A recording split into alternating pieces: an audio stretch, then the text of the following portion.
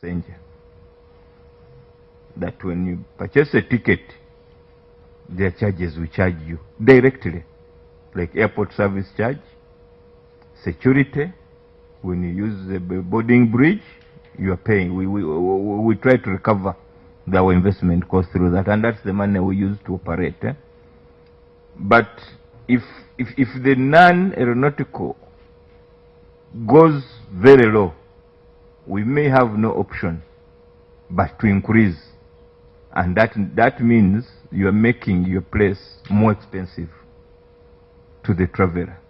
Now, if I'm an investor, if I'm a tourist, I will have to weigh within the region. But Honorable Chair, we need to state this clearly that we are very competitive with our rates within the region. Actually, Entebbe is one of the lowest in terms of charges. Chair, the next slide just shows the contribution of the aeronautical revenue, where airport service charge, that is a fixed fee on each ticket that is issued. It accounts for about 58% of our total revenue. Security charge is 15%. Then we have air navigation fees, 13%. Landing and parking, 9%. I've already mentioned on the other side, so you are seeing that the contributors to the non-aeronautical, we have rent and utilities, interest on income, car entrance and parking, 13%, handling also 13%. Now, this one takes us to the very interesting bit, the air traffic performance. How are we performing? We have already said that we facilitated 2.36 passengers in the financial year that ended on 30th June. And for us, we saw even a growth. Despite the restrictions, there was growth of 2.5% against the 93% which we had targeted. Commercial movements, aircraft movements, 8.2% growth. Exports declined by 12.1%, because we also monitor, we have a state-of-the-art cargo center that is supposed to facilitate the exports through the exports by air and also imports. And we're also seeing imports also declined by 2.7 against the previous period, and performance of 96 against target. Key accomplishments during the year. Despite all that, we had a few accomplishments. One, state safety oversight systems were all implemented. State security oversight systems, the accounting officers already mentioned that these first two are being informed by even the last two audits that we held in the last 2 years. So we cannot sit and sleep. We have to keep improving. Effective and functional state safety program developed. We have also the business continuity plan. In the case of catastrophes, how do we move and we don't really create issues? We have seen it. We had Iran, we did not stop operations. We had the Ebola, we have continued to operate. That means our business continuity plan somehow, somewhere has been tested in the last five months without creating unnecessary anxiety to the country. We have use of trainings for the Directorate of Air Navigation and Directorate of Airports. The extension of the passenger terminal building at Entebbe International Airport has been completed. We are now simulating how it is going to be operationalized. Very soon, it will be unveiled to the public and it will be in use. It has been completed. Rehabilitation and extension of Apron 1. Apron 1 is that's where the planes park. It was fully completed. Preparation for implementation of the balance scorecard. Now this is the staff performance and measurement. How do we measure our staff? Supply and installation of 3 additional check-in security screening equipment. This one is also being informed by the audits. We must comply. The worst is if we don't do that, this person is going to the next airport, will also be subjected to the same screening. Now, the worst is if there is a gap. Maybe an unpermitted item is seen the other side. The question is, how did you leave Uganda? These are questions that, and it will come back to the country. Upgrade of the runway, taxiway, and apron at Jinja Airfield. They are almost complete.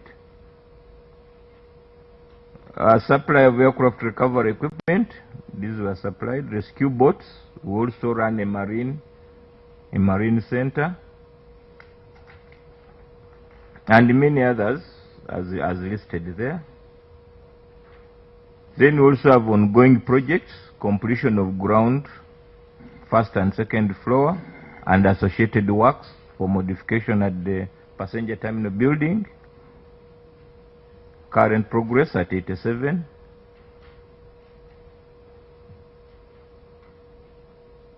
The AGL system for runway 1230. This is the runway that we see as we're approaching the airport after the UN base. We are also upgrading it to be able to operate 24 hours. Before it would only maybe had the capacity to operate only during the day. So the system is being worked on and it's at 56%. Upgrade of airport perimeter road. Upgrade of access road to the new fuel farm. Maybe Honorable Chair and members also need to let you know that the tanks, the fuel farm that you see as you're approaching the airport, that one is being decommissioned. We have a new one that started operation last year, around April, through a PPP process. It is now operational, so this other one has to be decommissioned to pave way for other expansions, and also to make the airport more secure. Otherwise, the fuel was so close to the terminal building. Second layer perimeter fence, it is at 84%. This was also an observation from the audit that the single fence was a threat. Construction of a new terminal building, you have already talked about it, Honorable Chair, asking for the file. It is there at Kisoro. We are now in the phase 2. 1, to support the tourism sector. We are all aware that Kisoro is unanimous with the gorilla tracking. So the issue of this is to make that aerodrome at least be able to facilitate a tour. Instead of sitting for 12 hours on the road, should be able to fly and take 40 minutes. Upgrade of access road to the new fuel farm, that one has already been. Supply and installation of an integrated point of sale, this is to facilitate our commercial revenue. Supply and installation of safety management systems, these are all ongoing. Supply of virtual reality software, these are ongoing. And last, establishment and equipping of the CN's technical workshop. Our Chair, despite of those performances in the last financial year, we also have challenges. And our biggest challenge is the big and growing debt to CA by government and Uganda Airlines. The overall debt as at 30th June was standing at 233 billion from the different government agencies, and notably the government debt at 91, and this 91 billion, the biggest amount is from the UN. We are all aware that we have a UN base in Entebbe. In 2007, government of Uganda entered a memorandum of understanding with the UN to provide those facilities, and the government committed to reimburse what would be the charge. But we have not seen this money, and we keep billing. It keeps on growing. The next one is Uganda Airlines debt, which stands at about 90 billion. Actually, as of yesterday, I think they paid like 11 billion. It has come down slightly. But also this is non-payment. The airline is operating. We bill, but we don't see this money coming in. It's our home airline. What do? We have to come back to you, to honorable members, and see how we get this money out. The next one is high cost of developing and maintaining aviation infrastructure. Then the other one is the ever-changing environment with international regulators. If a regulation comes in the US today in the aviation industry, it does not mean that it's for US. Even in Uganda, you have to comply. It doesn't wait. If implementation begins at midnight in the US, even in Uganda, it will be the same time.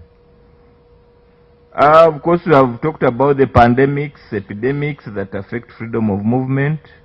To us, it is a disadvantage. And let's not look at the cost of the ticket, the charge on the ticket only. It is this same traveler who will buy an item in the duty free. That means if duty free don't make, we also deny the money. We have a concession. If the aircraft movements go down, that means less fuel is uplifted. We lose. So it is a whole cycle that when these things happen, they affect the entire industry. High cost of training and maintaining aviation professionals. The same aviation expert in Uganda is the same aviation expert required in Argentina, in China. So we also have this risk. You train, another one takes. Of course, limited land for expansion of airports. Chair, now we go to our commitment for this year, which we are assessing on. That is the 2026-27 overview.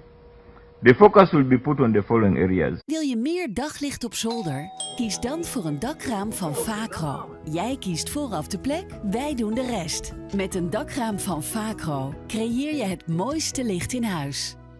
En met onze montagedienst heb je het binnen 1 dag geplaatst. Maak een afspraak op vacromontage.nl. 72.6 and security was 82.17. We want also to be in the 90s or 100. It's not rocket science. We can do this. Infrastructure development, we have already talked about that. We keep improving. And Honorable Chair and members, when we talk of these numbers, already we had a disruption.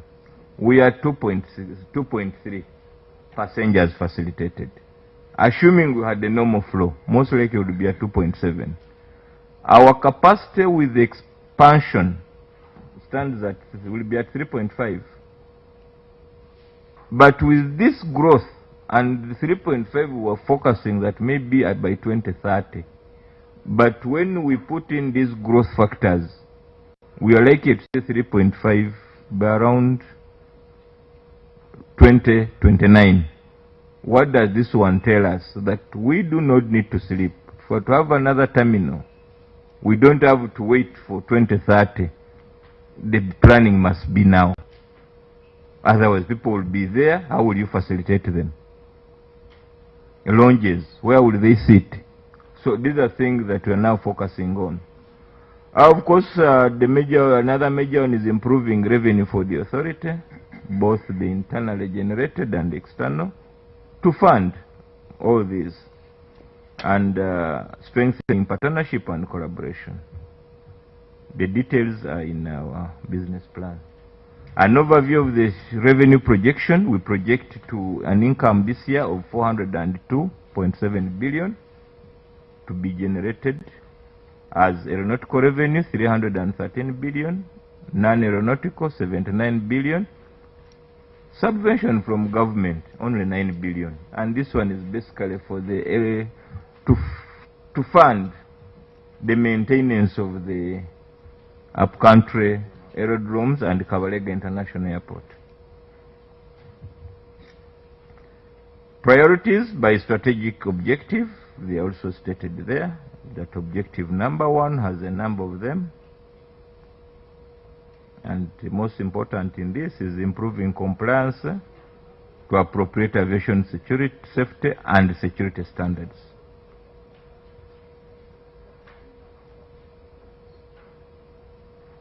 And objective 2 is improvement and upgrade of airport infrastructure under phase 2, upgrade of regional airports like Arua, which we think is going to begin very soon. We have Kidepo, which is under Triple P by Sharjah Chamber of Commerce. The contractor is on site. And we think we shall also have maybe one other 2 within. Acquire security facilities for the new terminal building. We said it is about to get done, so we are expediting this. As we also do this, we are mandated to maintain a certain category of the fire rescue standards. And as we update this, we also need to upgrade them, because it is also an auditable area. For example, if Emirates is going to land to Entebbe, my brother here has to declare the fire capability that he has on ground. If they tell them that if it is a bit lacking, you will not see Emirates. They have a right to say we are not safe, we can't land.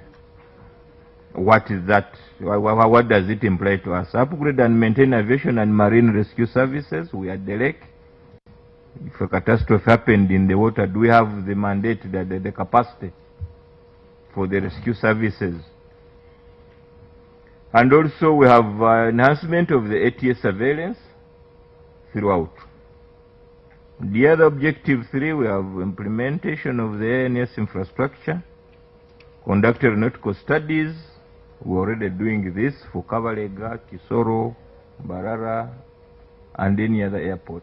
They have to be, we have to do those studies and update them as and when necessary. Chair, these are the number of activities that we intend to do. Most of them are informed by the standards and the regulation. Chair, I present the overview. Thank you, Chair. I want to thank our staff from UCCA for the presentation. And maybe, Mr. Chair, before we hand over to you, I will give our DG some opportunity to bring more light on the aspect of the aerodromes and the plan that is before the UCCA. Okay, thank you, Honorable Minister, and thank you, Chair. You have listened into the presentation, but a lot of emphasis comes in from my first statement where I said the aviation industry is highly regulated. Chair, you could have read in the newspapers the last 1 year where some countries, their national airlines have been banned from flying to Europe. And once the national airline is banned, all the other airlines registered in those particular countries are actually banned. And that process can take you up to 5 years or above. So the regulation, the compliance is one of those critical matters that we consider high. We invest a lot in it. You'll also see that Uganda Airlines, to start flying to the UK, we had to comply. They had to come in to confirm that actually we are complying according to the ICAO regulations. Chair, he also mentioned decoupling, the separation. The separation of the service has been one of the main issues that has affected Civil Aviation Authority in Uganda. I think most of the countries globally have separated. You have the airport and CAA sitting together. So who judges who? So there's been that gap, and right now as we speak, Chair, starting from last year, we got a consultant from ICAO.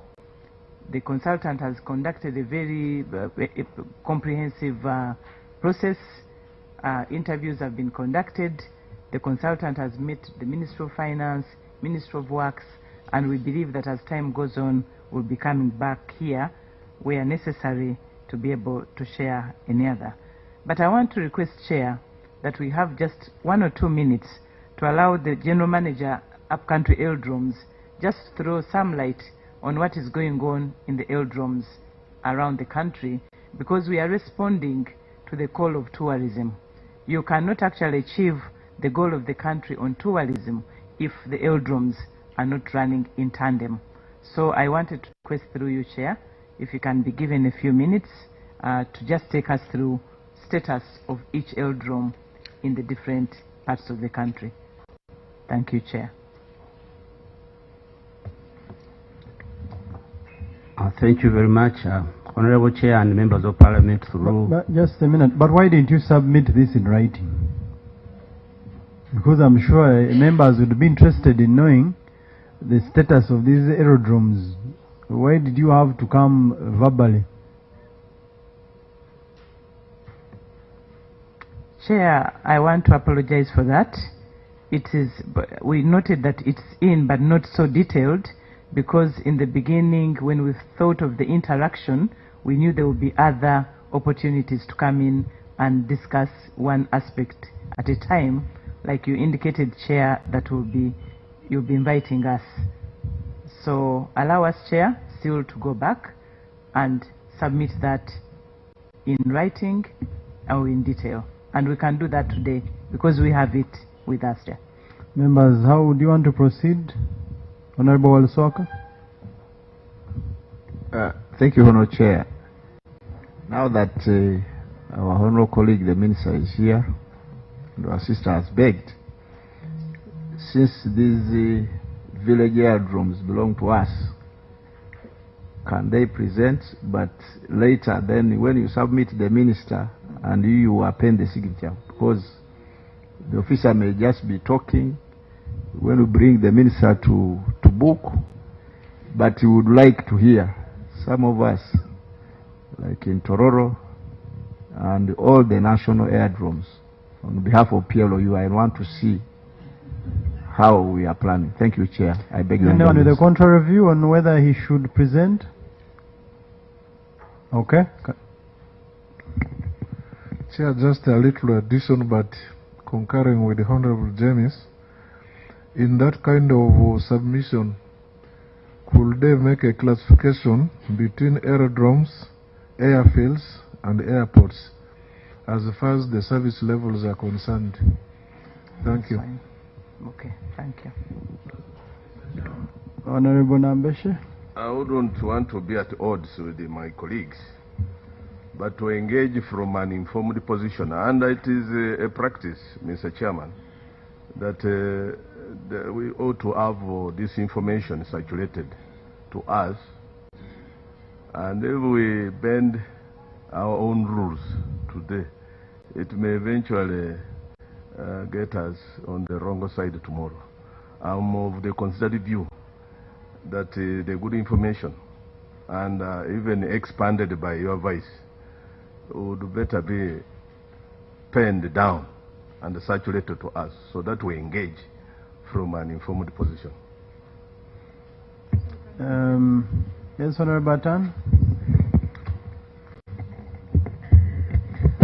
Thank you, Chair. From that side of the practice,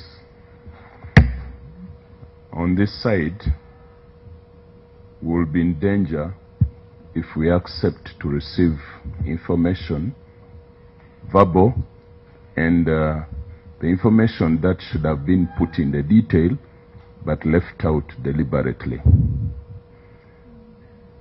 If not left out deliberately, I find it out of order to ask a person to make a verbal presentation when the technical side from Parliament made clear requests for substantial information. So, Chair, I want to agree with the Honorable Nambeshe and the practice. Even yesterday we said this, that we should not be given information on short notice, and now today we are making it worse to accept information verbally. I beg that, honorable colleagues, we set a precedence if we will be taken serious as members who want to do our work. Thank you. Would this, Honorable Naevale? Thank you so much, Mr. Chairman. Chair, if I heard our guest, the lady, properly, the DG, she said there was information, but it was not efficient enough, maybe. They wanted to substantiate on what they had earlier given us. So my plea to our colleagues would be, if we would allow her and the team present as their technical team is working on the written information and they hand it to you, Chair. By the time they get done, you have the information. Because she's just substantiating on what we already have. Okay, honorable members, if we were to assume that he should abide by our procedure and submit a written document, would this mean you are not going to ask any question related to regional aerodromes today? No. Because if you are going to ask those questions, you will need that information. Honorable Nathan? Thank you, Chair. I would want to request my colleagues, the fact that the Civil Aviation has come even with the Minister today, and they are willing to tell us an overview of our aerodromes all over the country. Let them tell us, but of course, as we have been assured of bringing us the detailed information. That one will supplement. They are already here. We should receive them, let the man tell us, and then we shall have different to ask some questions, which will be different. Data will be supplemented by the actual information on paper. So I thank you. Is it by consensus that you have questions related to those aerodromes? Yes. Therefore, we receive some, but they should be, Honorable Minister, you know how Parliament operates. I hope this is the last time this committee will be ambushed. So can we receive what he can give us to facilitate your questions and get a written extensive document in regards to these aerodromes, the status, the funding, and any other information necessary. So you can, luckily, you can proceed. Chair, I just wanted to add additional request that in their presentation on aerodromes, we also have helipads. It would be good to tell us also about air safety for helicopters. We've seen people coming and landing with helicopters in schools, in different places. Right now, Uganda Heart Institute is also constructing a facility which will have a helipad. So we will want to know whether there are regulations that also guide some of those air transport mechanisms. Thank you.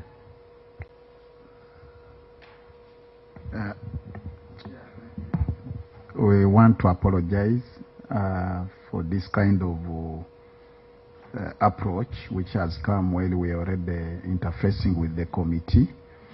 I think the information we had given earlier was not so much detailed, but along the way we realized we needed to give the committee more information. We want to pledge that as you have allowed, the officer can be able to give us some information, and then we shall give a write-up that we shall submit to the committee. Okay, kindly proceed. You have about 5 minutes. Thank you. Thank you very much, Honorable Chair and Honorable Members of Parliament.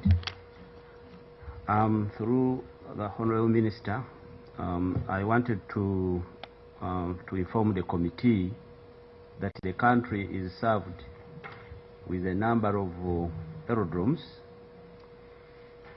some of which are operated privately, and there are those that are operated by the Uganda Civil Aviation Authority. They number 57 in total.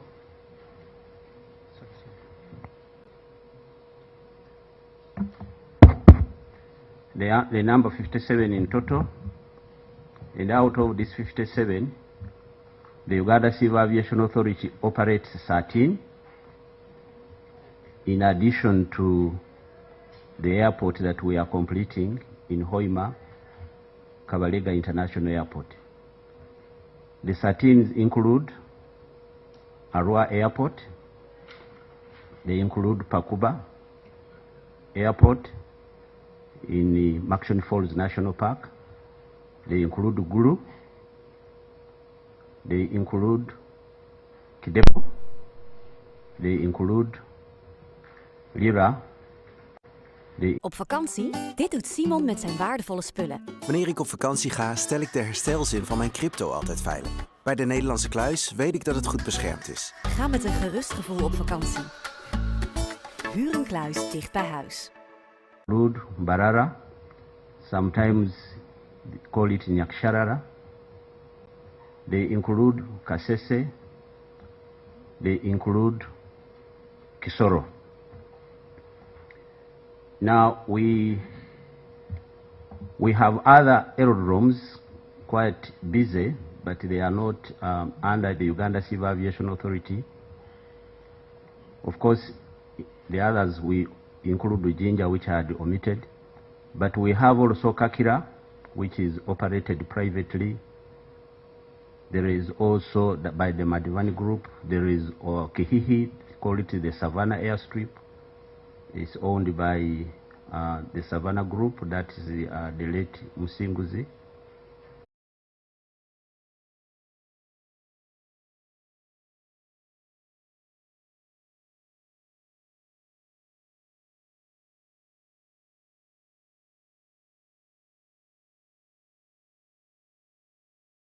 That commonly are always late. You know, their flights are always delayed, constantly. You travel with them the last 2-3 years, constantly their flights are always delayed. Does Civil Aviation Authority take action in such cases to ensure that, you know, they are really aligned to comply, rather than just giving fines on them? Thank you. Honorable Jacinta. Thank you, Chair. I thank the presenter of this report. And on page 15, in regard to challenges faced by the authority, you indicated clearly that the authority is crippled by a debt of over UGX 233.9 billion. If the authority cannot collect this revenue from the very government entities, how can we trust you with your financial projections for upcoming expansions?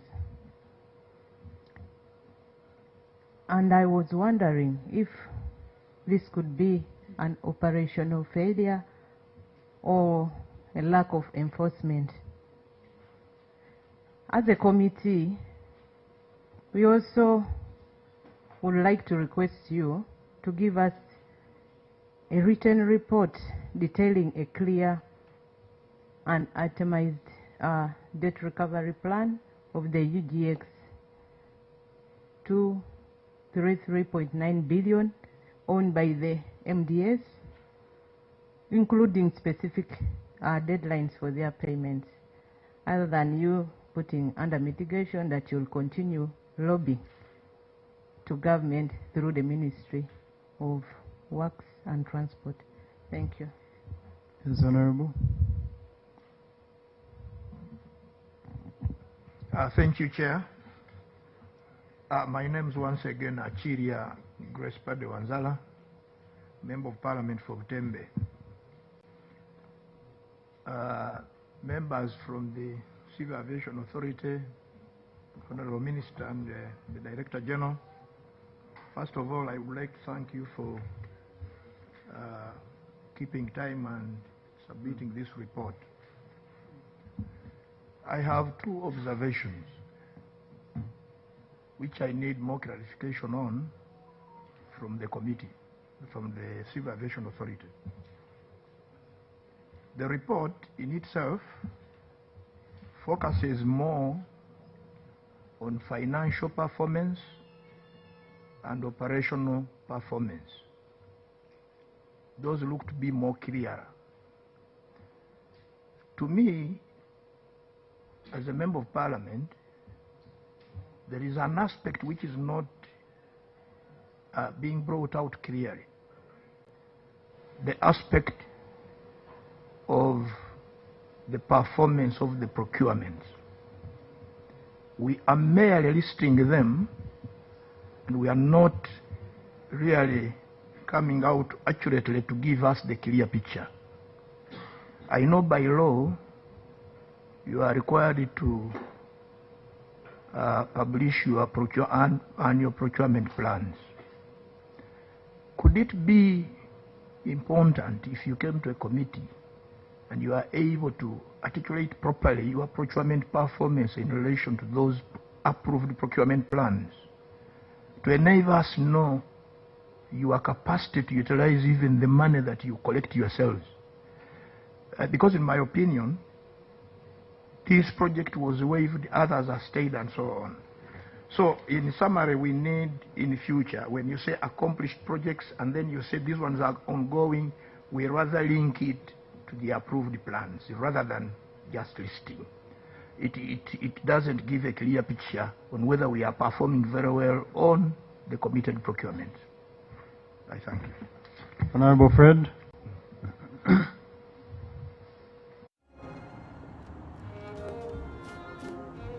Oh la la, ce spui de o pauză doar pentru tine? Fă din fiecare pauză o sărbătoare cu noua cremă de brânză. Île-de-France, arta de a trăi experiența franțuzească în fiecare zi. My name is Jalameso Fred. I'm a member of Parliament of Ajuri County, Aleptong District. Chairperson, as a committee member, I have identified critical performance gaps and risks that the authority execution of its mandate under Civil Aviation Authority Act, CAP 348. And these include the following, but not limited. 1. Unresolved ICAO USOP findings. Number 2, infrastructure delivery performance of only 70%, the lowest among the strategic objectives. 3, capacity to execute mandate at only 67.3%. 4, over-reliance on passenger service charge accounting for 58% of aeronautical revenue. Next, 41.55% of financial year 2025-2026 targets either not started or below 80% implementation. Next, limited clarity regarding the financial and operational performance of regional airports. Next, ambiguity regarding implementation of State Safety Program Level 4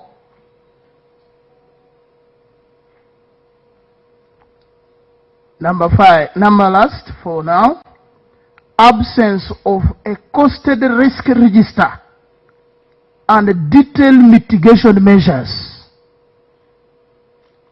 Now, therefore, I ask the following questions.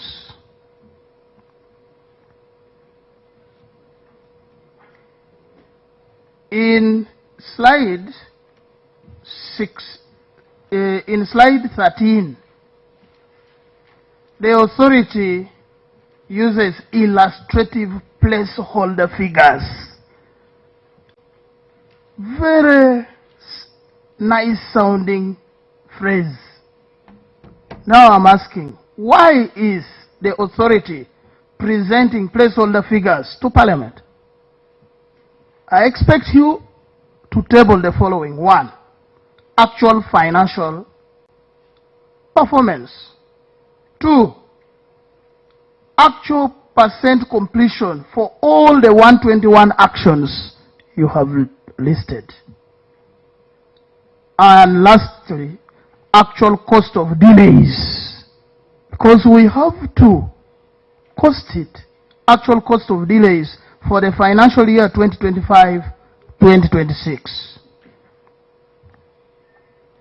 Honorable Chair, on safety program implementation, I have two questions to ask. Slide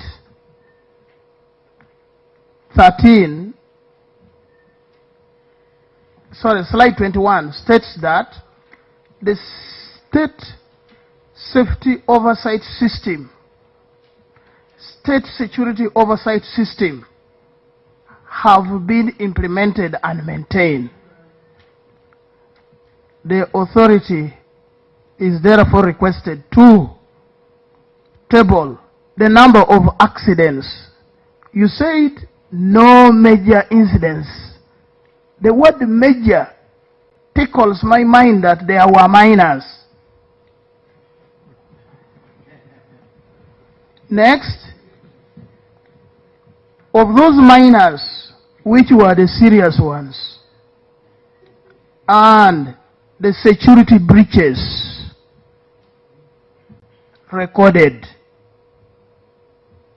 within Uganda's airspace and at Entebbe International Airport. The next question is, the authority states that the business continuity plan has been implemented.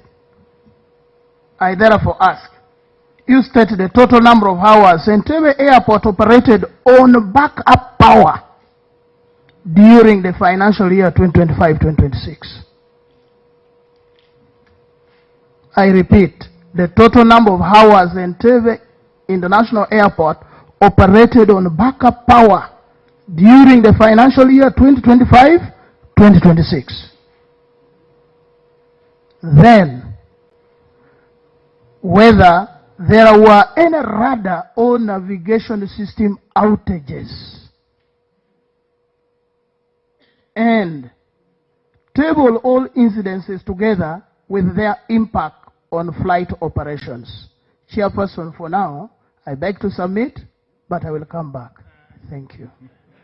Honorable Nakato. Thank you very much, Mr. Chair. Thank you, Uganda Civil Aviation Authority, for the presentation. Chair, with me, my name is Nyakata Sinas, the woman MP for Hoima City, but also the Shadow Minister. Chair, with me, have a letter which I would need the staff to pass over to you and a copy to ED. Chair, according to their presentation, they have talked about they are so paramount to issues of compliance and regulation. The letter I've just forwarded to you, with your permission, Mr. Chair, because members don't have it, I request that I read it. Honorable, just proceed. Chair, this letter is from the State Civil Aviation Agency under the Cabinet of Ministers of the Kyrgyz Republic. It is a country, the name is complicated, but it is one country in Asia. It wrote to the Director General of Uganda Civil Aviation Authority, Fred K. Bamwesije, and even they copy to the aviation email, Entebbe Airport. It reads, Dear colleagues, State Civil Aviation Agency under the Cabinet of the said country expresses its respect to you and looks forward to joint for the benefit of the aviation industries in our states. The said country would like to inform you that Airbus A300B4-203F aircraft, registration number EX-3004, serial number 126, has no legal grounds to operate flights from December 15, 2025. We draw your attention the following facts. The aircraft is operated by Skyjet LLC. The air operator certificate number 60 of Skyjet LLC was suspended on 15th December 2025. And from March 10, 2026, the air operator certificate number was revoked. Validity of the ESA type certificate A172 for that said craft A300B4, C4 and F4 aircraft expired on February 1st, 2026. On March 3, 2026, the aircraft was officially excluded from the State Register of Civil Aviation of the said Republic country. That one there, you'll see. Despite the above, according to the Flight Radar 24 service, this aircraft continues to operate flights from Entebbe Airport, Uganda, using invalid registration plates of the Kyrgyz Republic. Due to serious threat to flight safety, we ask you, as I conclude, we ask you to confirm the location of the Airbus, that one they have been reading to you, A300B4 203F, aircraft at Entebbe Airport, Uganda, and still has registration mark EX-3004. If this aircraft is located at Entebbe Airport, Uganda, under the cage registration EX-3004, please take immediate measures to prohibit the departure of the said aircraft. Thank you for your cooperation, and in appendix they attached a letter of suspension of the said aircraft, but also they also attached a letter of cancellation of the air operator certificate numbers there.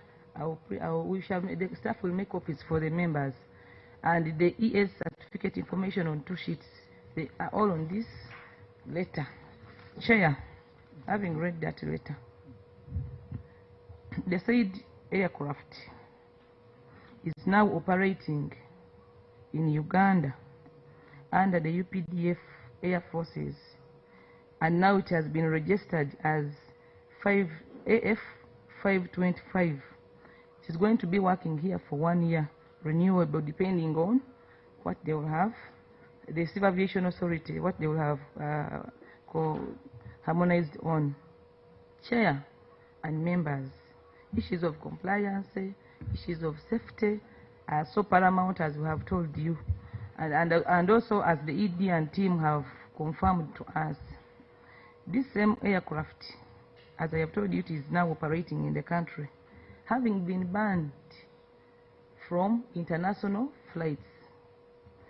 Right, Honorable Chair, the said craft was supplied by a company called Alpha MBM. This company today alleges to demand the government of Uganda over 18 billion in the losses that they have incurred by it sitting here in the country, not operational, having been banned on international flights, but here in Uganda, we having accepted to allow it fly in our space, but also very well knowing that as compliance, as a civil aviation which complies to international standards, and the ED, as he said, even if it is past midnight, if USA or any other country says this is the standards that you have put on board, you comply. Right, Honorable Speaker, Right, Honorable Chair, my question. 1. And this letter was received very well by Uganda Civil Aviation Authority on 14th May 2026. It was also received by the Safety, Security and Economic Regulation Department of Uganda Civil Aviation Authority. I want to ask the ED, are you still in charge of that Uganda Civil Aviation Authority? Is your Department of Safety and Security still operational? The same company, as I've told you, they claim now they are demanding government of Uganda 18 billion in losses because it has been not operating, but officially Uganda government accepted to have procured it legally. Don't you think that you're causing government of Uganda financial losses? In your report, I have seen we have an overall debt of 233.9 billion, that is US dollars, billions Uganda shillings. That is the overall date. Uganda government is being demanded that one as at 30th April. But also the airline is being demanded, has a date of 91.7 billion.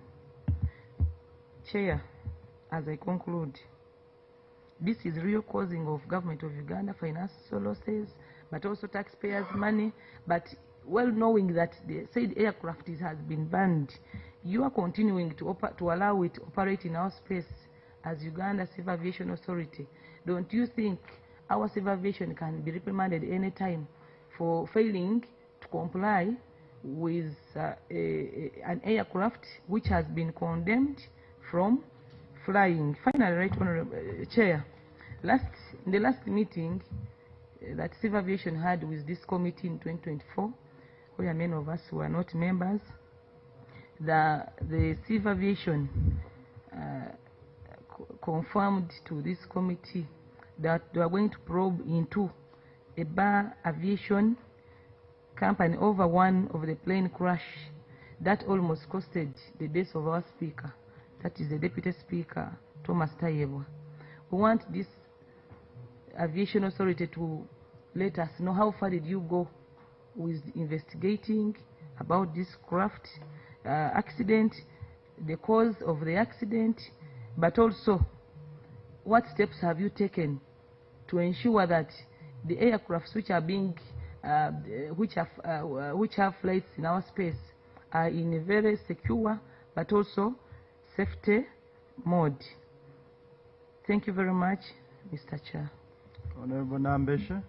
But because members didn't have a copy of this document, I'm sure it's getting a bit confusing. Just help us summarize, Honorable Nyakatu. Does this, because you're the one giving the information, now does the aircraft, does this aircraft belong to Uganda? Yes, now it is now, and now it was registered now under the UPDF Air Forces. And But is it an aircraft owned by Uganda? Yes, yes. It is operating as AF, under, that is the registration number now it has, AF 525 under the UPDF.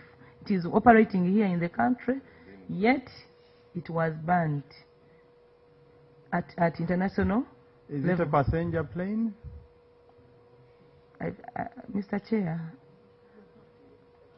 I think I'm just trying to help the members understand, much as we are going to get a response, so that, okay, when they respond, I'm sure members will be able to. the details can be given to us by them, but is operating under UPDF Air Forces.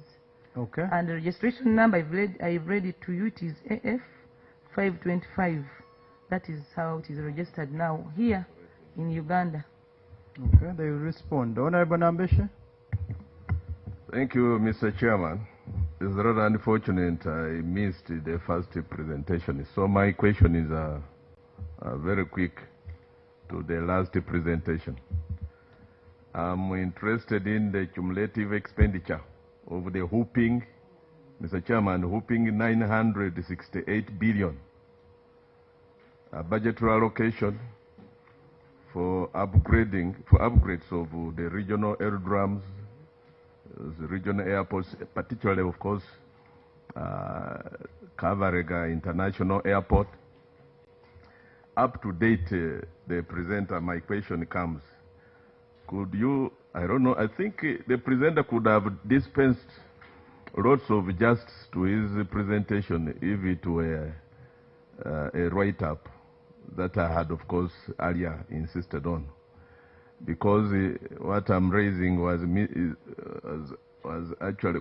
Să te bucuri de vară în stilul tău. Știi că merită. La Lidl ai tricou polo pentru bărbați sau tricou pentru damă de la doar 19,99 lei, bermude jeans pentru bărbați la numai 39,99 lei și pantaloni pentru damă la doar 29,99 lei. Lidl, știi că merită. What is 129 billion, which that one, you know. But the one of Arua, Gulu, Bakuba, Kidebo, Soro, Kavale, Kasese.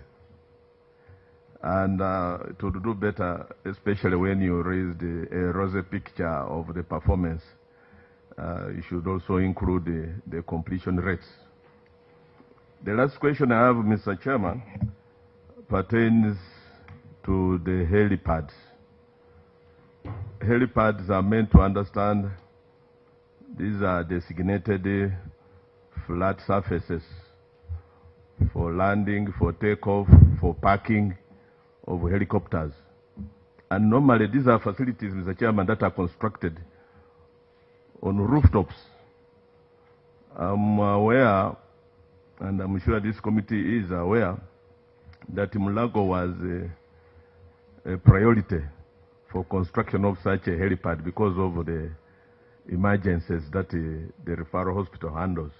Could we know whether in Uganda we have operational helipads, and how many you have designated as an authority? Thank you very much. Honorable Waluswaka. Thank you, Chair. Chair, for record purposes, I came late. But Waluswaka James are my names. I represent the people of Bunyole West from the Mitre district of Taleja. And Chair, I also represent the interests of NRM and PLOU. Chair, I want to thank the Minister. I see my commissioner here is saying it's not relevant, but he might join us soon. So, Chair, CA, for some staff who are new, who are there, and the title Director General came when this very Parliament, 10th, handled the CA bill, the famous one. Chair, I wanted to ask, the officer said that there is an incident and safety unit which is supposed to be in the Ministry of Works, which has not been done. This one goes to our honorable colleague, honorable minister.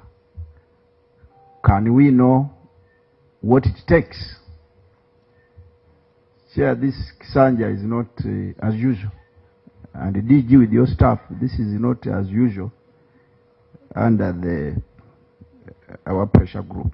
So, honorable minister, can you tell this parliament through this committee what it takes to get that? Because when people have accidents, honorable chair, and there is no investigation, the unit is not there, it defeats our system.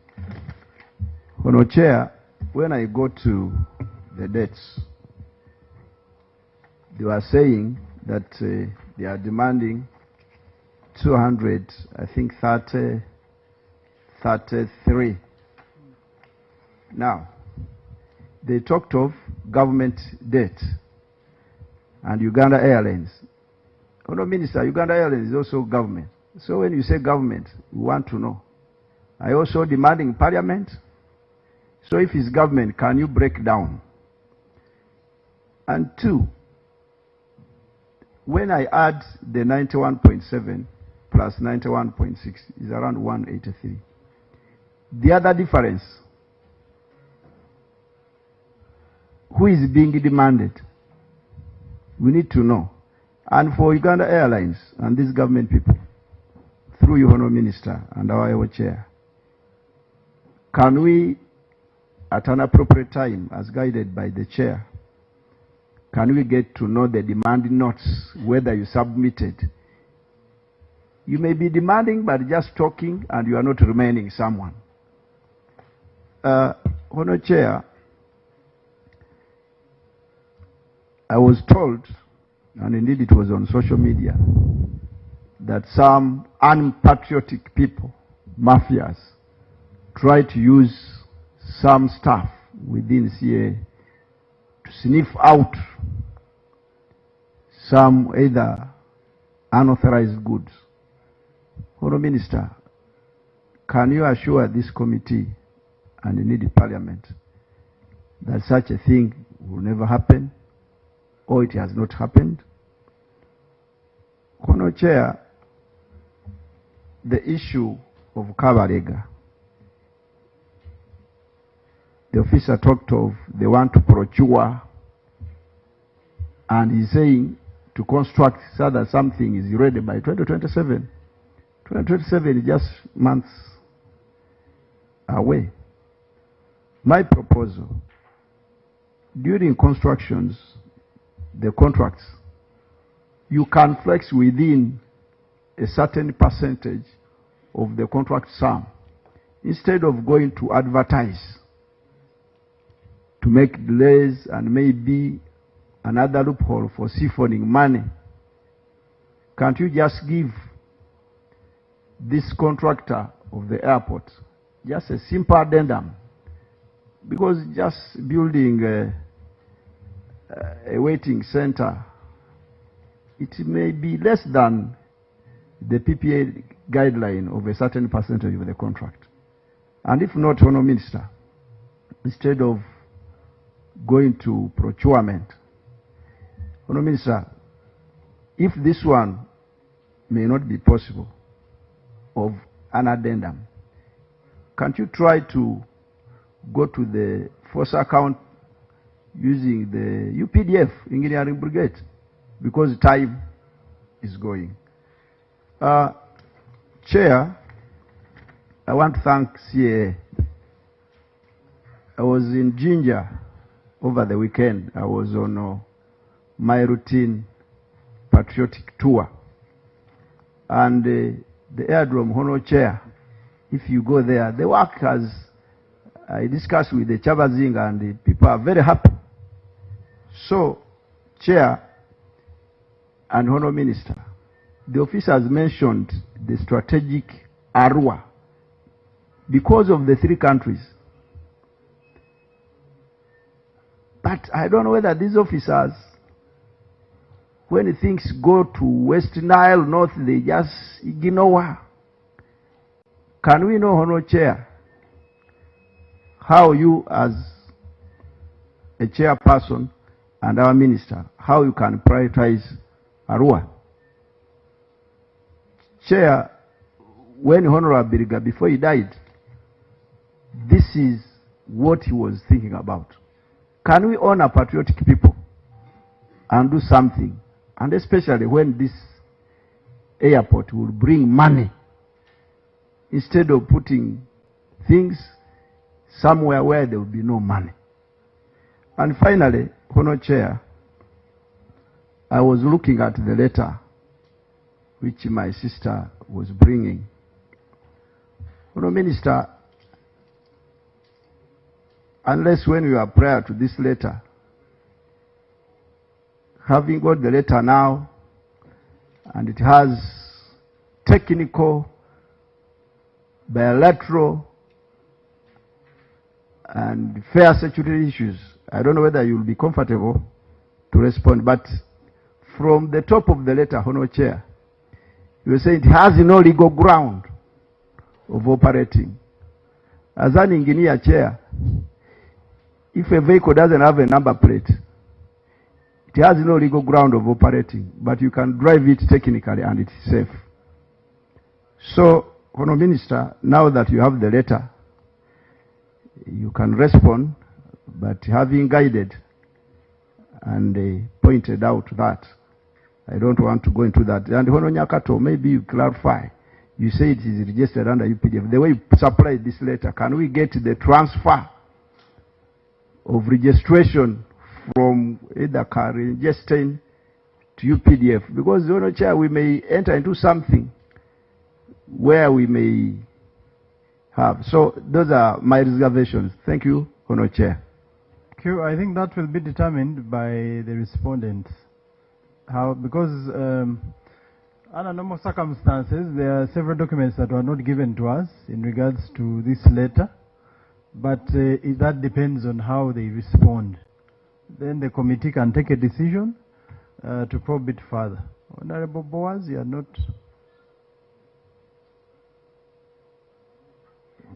And on the issue of the prioritization of Arua, we are the ones who do appropriation.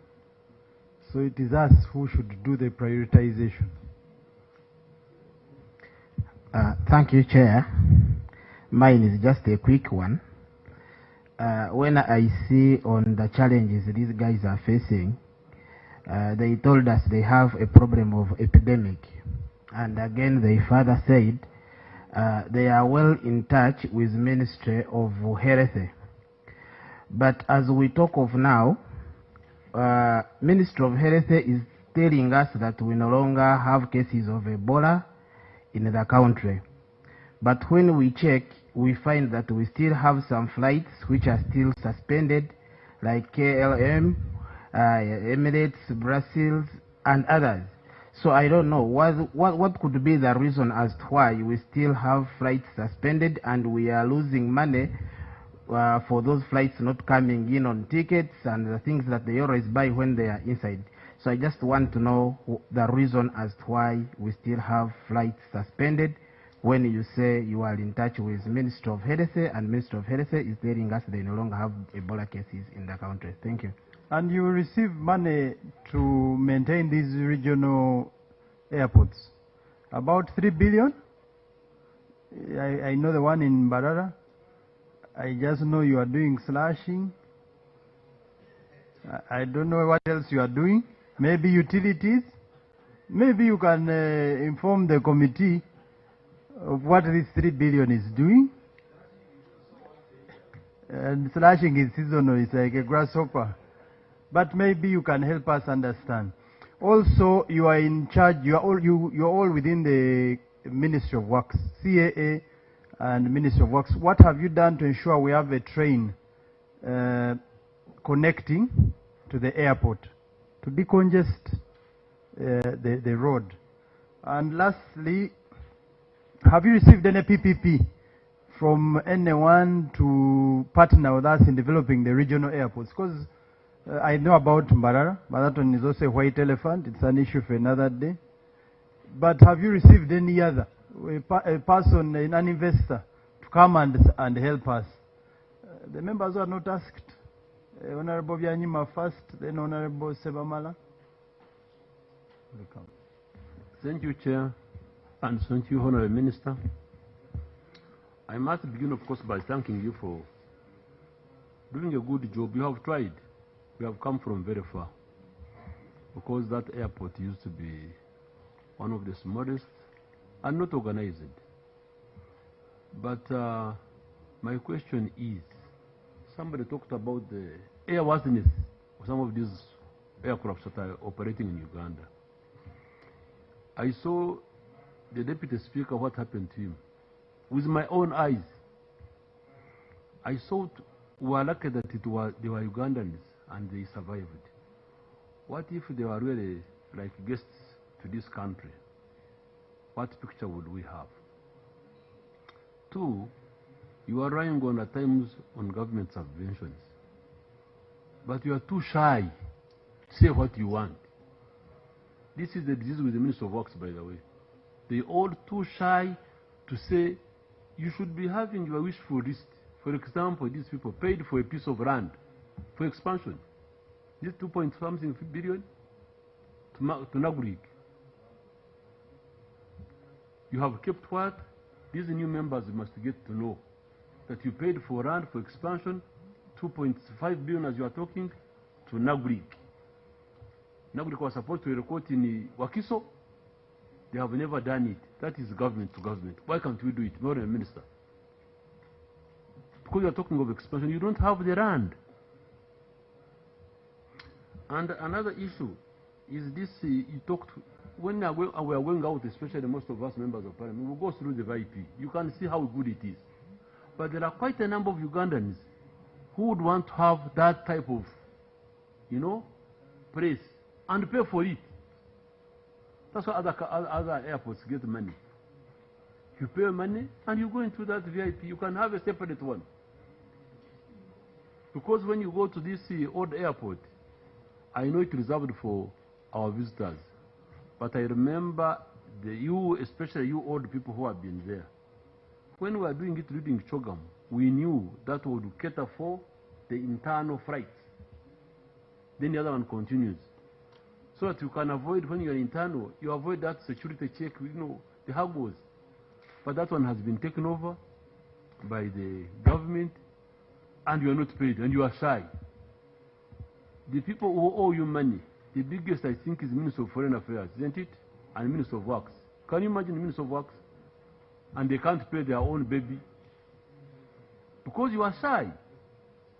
Tell us what you feel we could do for you. I don't know what measure you have used to determine the shyness.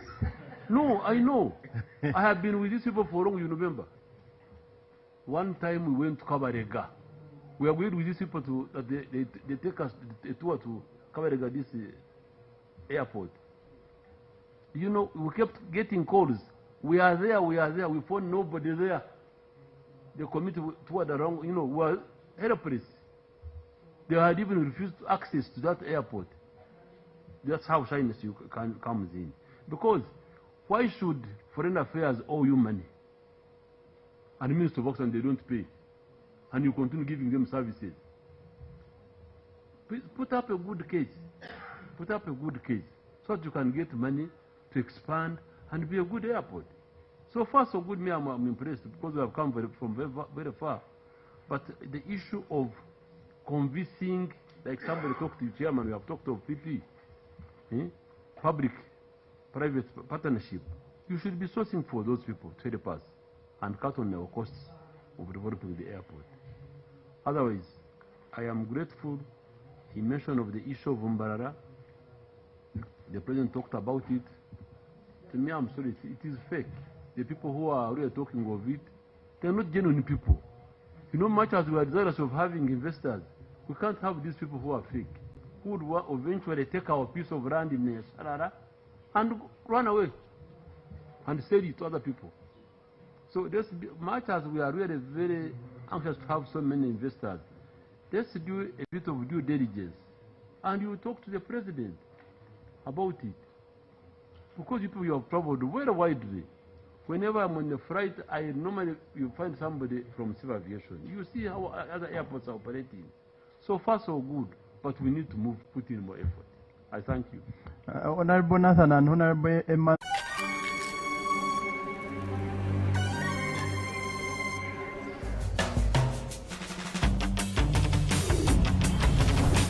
E bun! E bun duel. Alegerile bune câștigă chiar și atunci când te aștepți mai puțin. Honorable Nathan, we don't owe anyone money. As of December 2025, according to the Auditor General, your debt was 136 billion. As of now, the document you have presented, it's 200 and something billion. 233. Which means within a period of about 6 months, your debt has accumulated about 100 billion. Extra. So what will happen in December? Honorable Sevamala.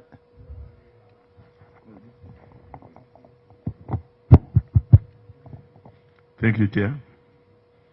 Chair, I'm sorry I'm late. I was cut off by media at home before I could leave. I know it's a bad habit to come late in your committee. I'm really sorry. I want to first and foremost thank CAA for the good work. At least we have an airport now. Thank you very much. We appreciate everything that you're doing. My questions might be a bit hard and personal, but you will have to endure. That's Sebamala anyway. Honorable Minister, if we want to develop this country, we start with putting the right people in the right places and doing the right thing. I don't see your MD. I would want to know where he is. I am aware that he is sick. I want to know whether his sick leave was approved. I want to know whether you're paying him on sick leave, full pay or I don't know, whatever. I want to know whether where he is out of the country he is receiving per diem or he is on a medical something. I don't know whether his sick leave includes his annual leave. Basically, I want to know who approved this medical leave. Is it the medical review board? Is it your board of CAA? Basically, how is he out of the country for almost a year, and we are still in acting positions for a year? Why am I asking this? Procedure, Chair. Why am I asking this? Procedure. Procedure. Thank you, Honour Chair. Honour Chair, you ably guided, unless when my senior brother, we are responding to the presentations from the minister. And I don't know whether we are proceeding well when an honourable member raises an issue which was not presented by the minister. I have the presentation here. The minister did not mention about the sick leave. And if he is in a sick leave, I don't know whether a member has a copy of the leave, the way Honorable Nyakato brought something. So, Chair, are we proceeding well when we discuss something out of the presentation by the minister? Honour Chair, all of us get sick. So I want your guidance, Honour Chair. Okay, I don't think the honourable member is in error. I think we are proceeding well. I don't think he's going personal. I'm still listening, but I don't think he's going personal. I think he wants to understand issues to do with the law. Person being on leave, what is the status, salary, is it leave, is it, I think he had not concluded, but I don't think, as long as it falls within, moreover this is an ED, or is it DG? Director General. Is the Director General within the same organization. I think we are proceeding well. Only that I would advise him not to go personal and go straight to the issues.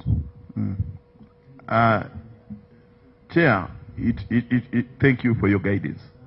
Chair, it is important that an entity like CAA has the right person doing the right thing at the right time. That's where I started.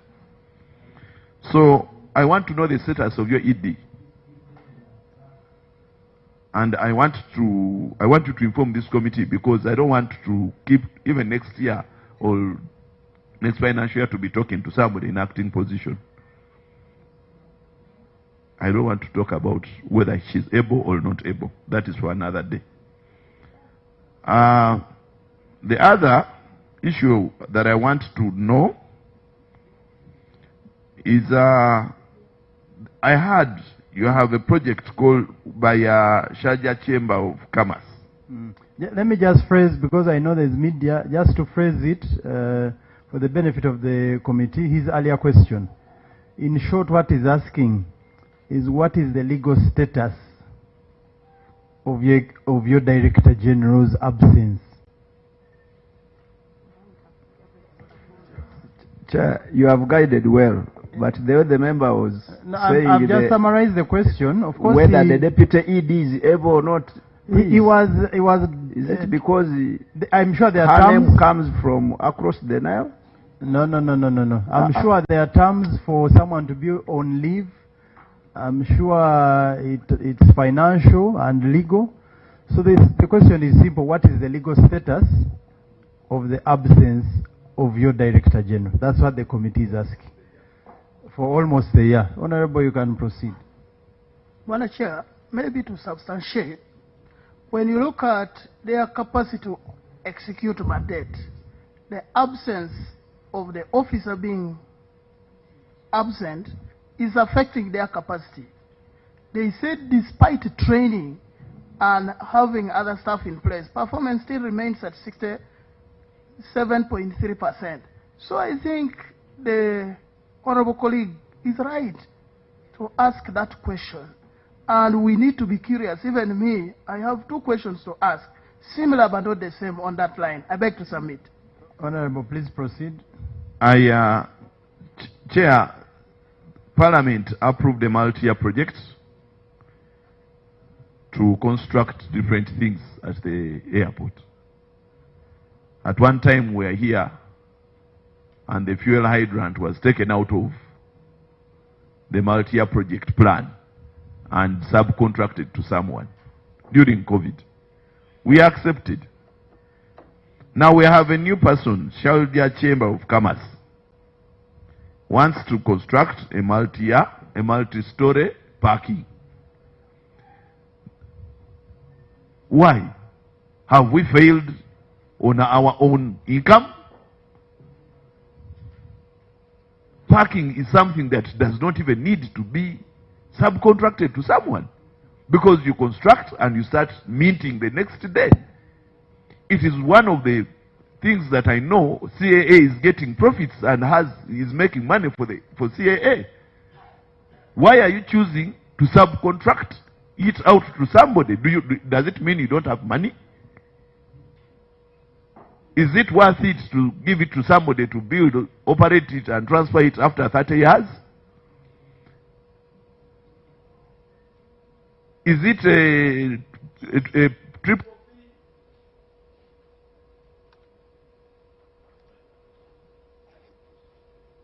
Is it a PPP? What is it? Under what framework are you coming up with this? We already have money approved. Money that actually you have not even spent. I think you had spent 200 and something. You have a balance of around 125 million to come and see how to get it from here. You're already rushing to subcontract someone something that is profit-worthy. Why don't you subcontract something that you have failed? Outsourcing is for what you have failed to work on, not what you're able to do. Have you realized there is money here and then fetched yourself a contractor and you want to get the money yourselves? So, the issue of giving out this, the same thing happens to the lounge. Have you failed to construct a VIP lounge? And you're handing it over to the same person to build, operate, and transfer? These are places where we can actually just, because we have debt with the Chinese. Almost $1 trillion plus. Now, these are the places that we are supposed to get money, and we are going ahead to also subcontract them. Yet we can ably use that loan, construct these places, then start getting money from there, and we pay back the loan.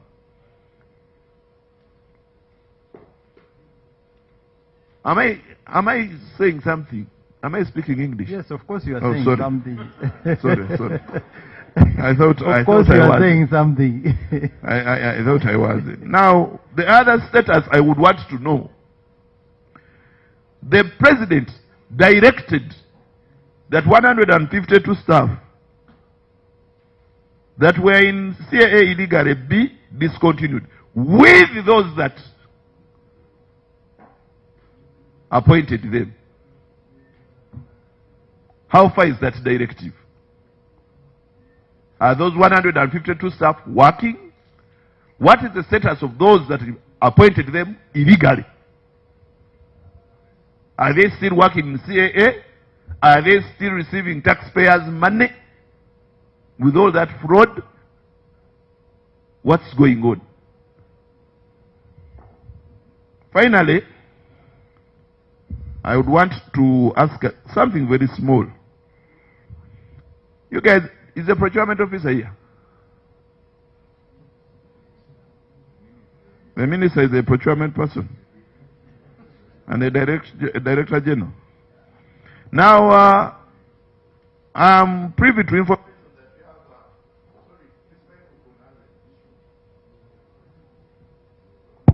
I'm privy to information that your procurement officer came from UDC, had a case. The case was dismissed all through.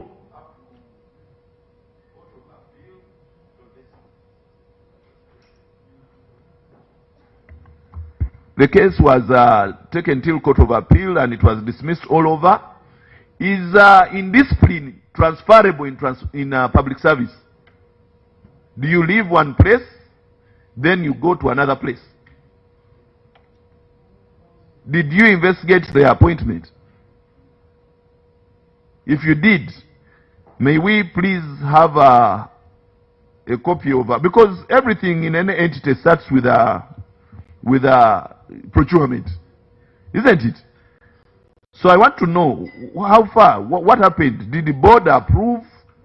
If board approved, did they know that this person had left some other entity and was in court? What was the status? Now that goes with the 152. Otherwise, I want to thank you for I have not had any scandals at the airport recently. Thank you. Those ones are old. Yes, Honorable, then we have 3 more people only and we can conclude. Thank you, Chair. I want to make it clear that we are not attacking you, we are just... Did you pick me? No. Oh, sorry. Thank you, Chair. My name, once again, is Uchenn Geoffrey, Member of Parliament for Kyoga North. I've read the report, especially on areas of challenges. I've noted that the organization faces high capital burden that has made it difficult for them to accelerate infrastructural development, and is noted in one of its challenges. So I wanted to find out whether they are engaging in, why can't they engage in public-private partnership to help them reduce those capital burden and also accelerate infrastructural development as they have stated in their report. And then also too, I've seen they have put their revenue projection for financial year 2026-2027. But they have not clearly indicated their strategies to make them achieve their projected figures. So my question is, what guarantee should we have that you are going to meet the target? And should you fail to meet the target, should we treat that you have given us unrealistic figures that you are unable to attain, and therefore the competencies in managing the organization should be questioned? And then 3, whereas in the last financial year you attained some surplus, I would want to know the strategies you have in place to improve operational efficiency, diversify your operation, and then increase on your surplus for this financial year.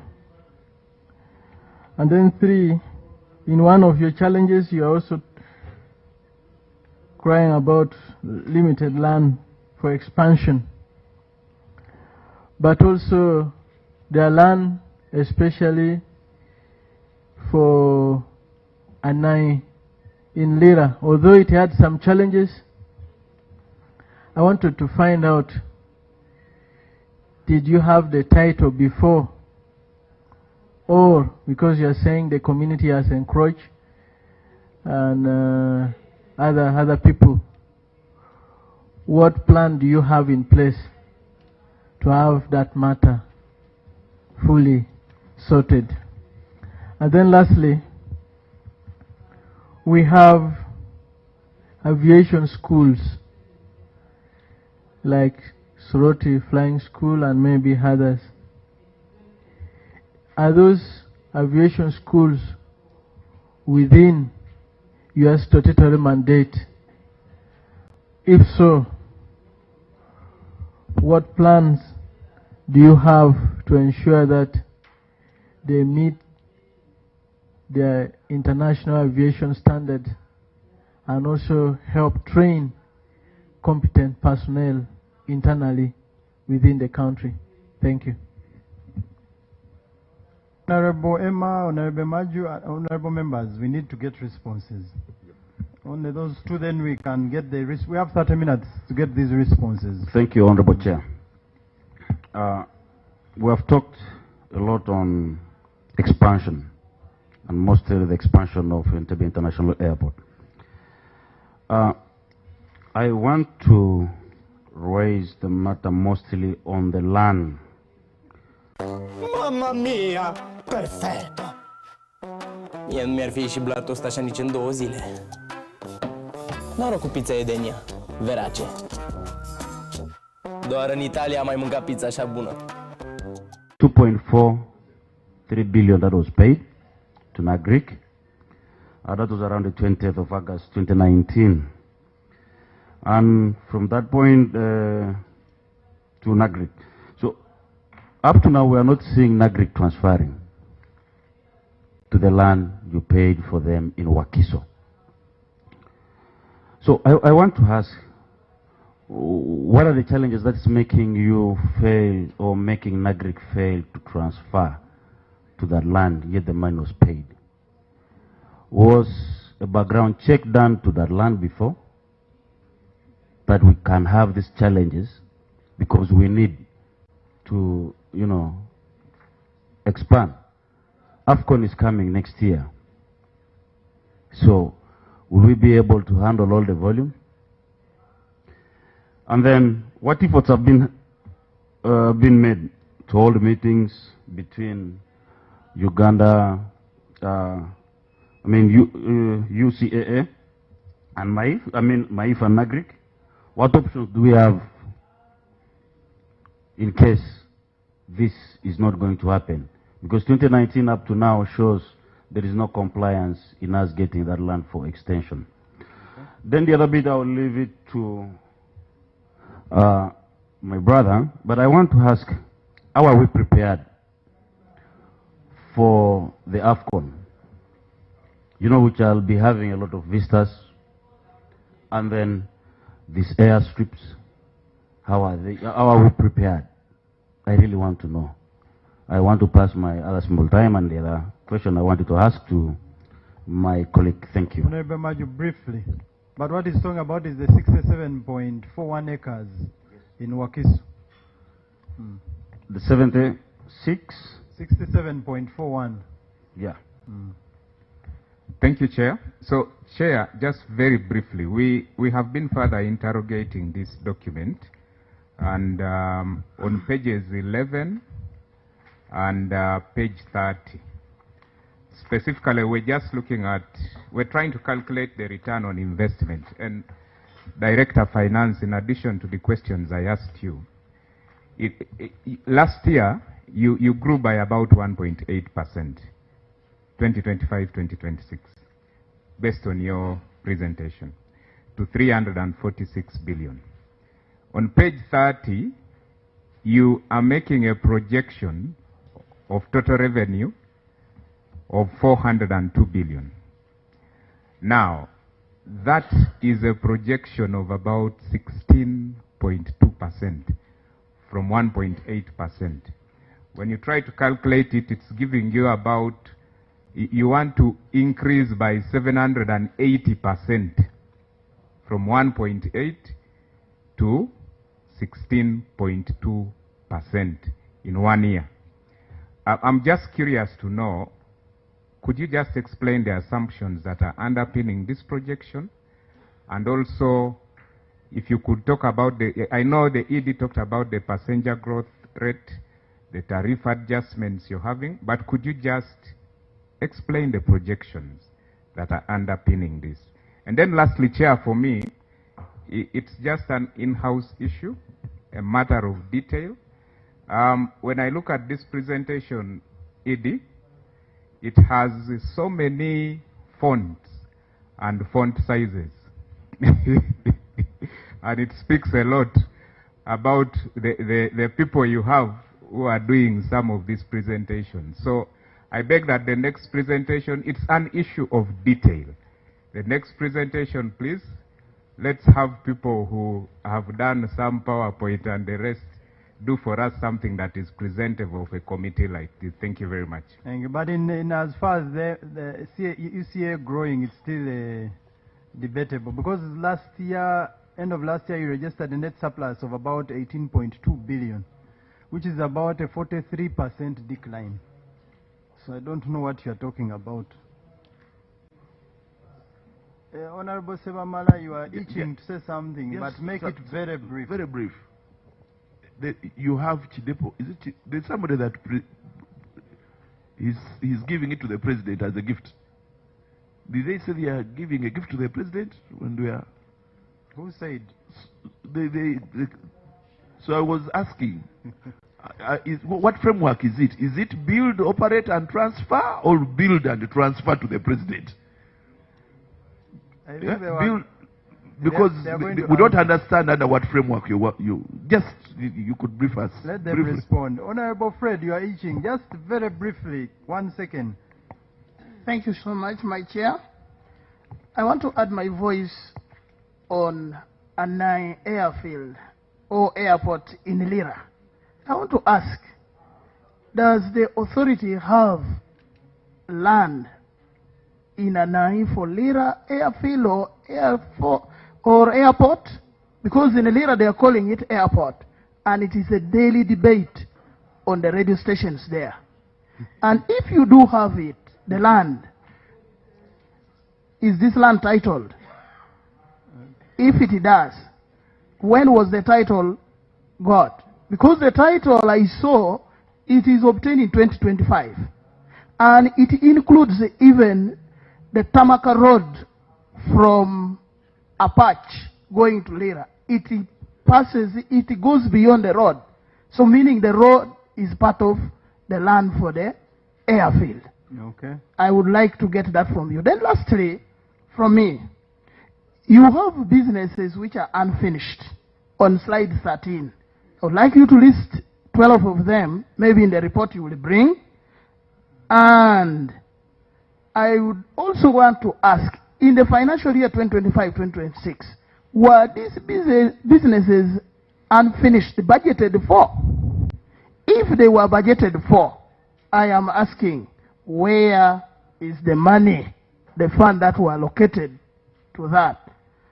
Chairperson, I want to thank you. But on a lighter note, what do you call that facility? Is it an airport in Lille? The authority will... Okay. He's also asking about those 12 that were not completed. Were they budgeted for?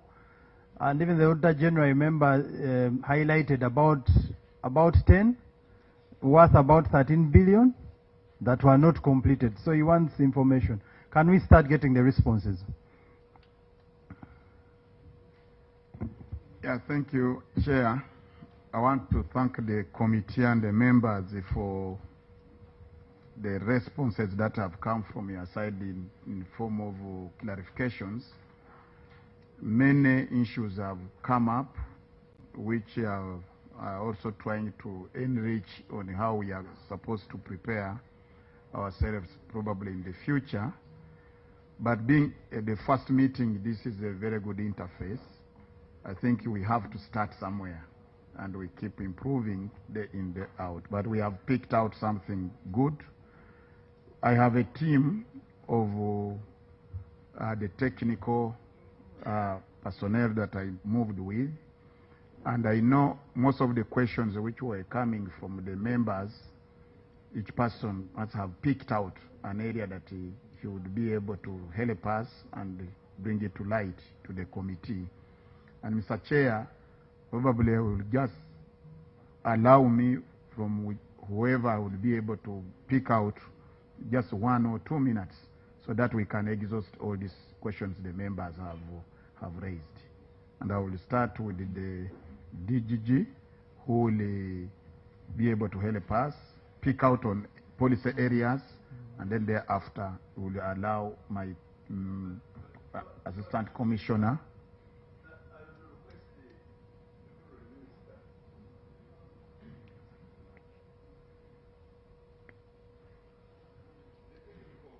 notwithstanding. First, you are a new person there. I've been on the street with you. I know you haven't maybe even acclimatized yourself, but I would want you can quickly respond to what this powerful MP from Bukoto Central. Engineer Sevamara, I don't know which branch of engineering. Those ones you can respond, Honorable Minister, very quickly. Yeah.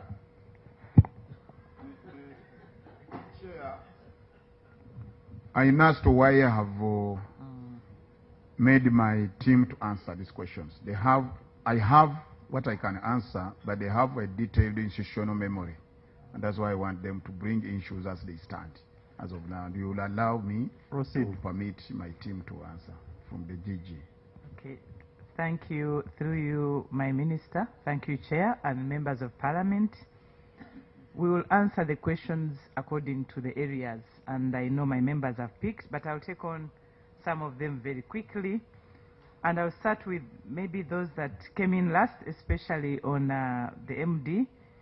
Chair, I want to confirm that the Managing Director is working. He actually comes in and goes for the checkups on his medical, but is in office. He left yesterday. He will come back in 2 weeks. So he is working. We've not had the 1 year period, through you, Chair, that we've had the Director General absent from office. And I also want to confirm to you, Chair and members of Parliament, that we are running smoothly, and there's no gap that has been identified, even with the situations where he's away for a week or two. The other one, I think, prepared, that is Sharjah, Chamber of Commerce. Through you, Chair, we have not signed any agreements with the Sharjah Chamber of Commerce in relationship to the multi-car park. I've been chairing that committee, and we agree with you, Honorable Sevayara, with your submission. We have not agreed, and as we speak today, that decision has not been made, and we cannot confirm that there is an agreement to hand over. So we are with you on that, and we'll be able to share some of this detailed information, Chair, if you allow, in a proper report on what has transpired, what has gone on, so that you have all the information with you. On the issue of staff who were dismissed, Chair, it's a total of 89 staff. And I want to add here that the 89 staff that were dismissed on academic matters. You could have entered Uganda Civil Aviation Authority with your O-level or A-level, but when verification was made to UNEB, UNEB confirmed that in one of your submissions there was a forgery. Either you used somebody else's qualifications or you changed 2 subjects. So that verification was done thoroughly through UNEB, and based on the UNEB submission, members were given opportunity to defend themselves, because the Employment Act is very clear. We didn't use the UNEB to dismiss, but they were given opportunity to come with witnesses, to explain, to submit. So the total of 89 staff, through you, Chair, have left Civil Aviation Authority. So what you are informing the committee is that you had 89 unqualified staff who did not have the required academic qualifications that went through the due process and you hired and have been receiving money. 89? Chair, they are 89. But I will not say they are not qualified, and let me explain it. At whatever stage the forgery happened, it did not take away the training and further advancement of this staff. Some of these staff, if you look, the queries are on their O-level, and maybe somebody wanted to have an A in a subject, or maybe to have a 6 in math in order to get a job, and went ahead and forged the O-level. But thereafter, now you are justifying an illegality with an illegality. I'm not justifying. We want to know, because they have been receiving taxpayers' money. Yes. What action have you taken? Because that is fraud. But Chair, through you, Chair, Madam Deputy Director, when you say somebody who forged and you say is qualified. I think, Chair, you have found the Chair very lenient and very religious. Chair, with that, can the ED through the Minister, as they get the responses, maybe give us the list of staff? And the report? Yes, and the report, and the list of staff, and what the Minister has done. And Chair, you give the time, because if you just say give, they may come in 2029. What do you propose? I propose the list. Yeah, by close of business tomorrow, they have brought us the list and what the Minister has done. Okay. People are studying in Butaleja, people are in Kampala forging papers. Okay. What does the law say? What action did you take? Because I think you're just covering up those members within you who hired these people. Chair, what I can add is that once, and I want to confirm that that's actually forgery, and to tell you the action we took. When they went through the disciplinary hearing, we dismissed them. On top of that, Chair, we withheld their terminal benefits. Because to us, much as they had worked for those years, they had worked based on a forgery qualification. So they never got their terminal benefits, and they were dismissed. And they are no longer working for Uganda Civil Aviation Authority. I think that we're going to take that matter up because it could also affect, at that time when they joined, it could also have affected us in as far as delivery of service. Performance, even this performance we are seeing now could be attributed to the history. So you submit that, the honorable members will decide on when to take up this matter. Submit Chair, your report. Okay. Chair, through you, just a very critical one. For me, on the other flip side of the coin, is the HR director present?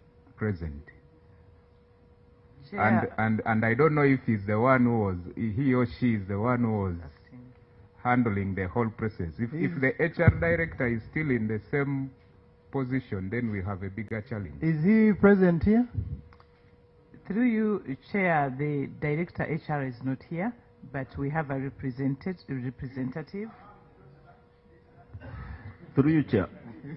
Honorable Pio, then Through you, Honorable Chair. Pio, just a minute, Honorable. Thank you, Chair. I would like, this is a very critical issue. We want to know, because you're talking of 89, have we verified that all the staff that we have are qualified? Because there are those who may have been able to pass through and yet they are not qualified. Secondly, what positions are we referring to? Because if you have an air traffic control officer who is not qualified, then this is really a very serious issue. So I want the Civil Aviation Authority to really come out very, very clearly. What about the others? Have we vetted and we are sure that they are qualified for their jobs? And two, what were the positions that of the 89 that we're referring to? Honorable Chen, just you have raised you have opened the Pandora's box. Yes, thank you. Thank you. Through you, Chair, I want to ask the deputy. Nu amâna decizia de a renunța la fumat. Poți acționa acum cu Defumoxan. O cutie de Defumoxan este suficientă pentru un tratament complet de 25 de zile. Întreabă farmaciștii despre renunțarea la fumat. Acesta este un medicament. Citește cu atenție prospectul. On staff that were recruited without qualification.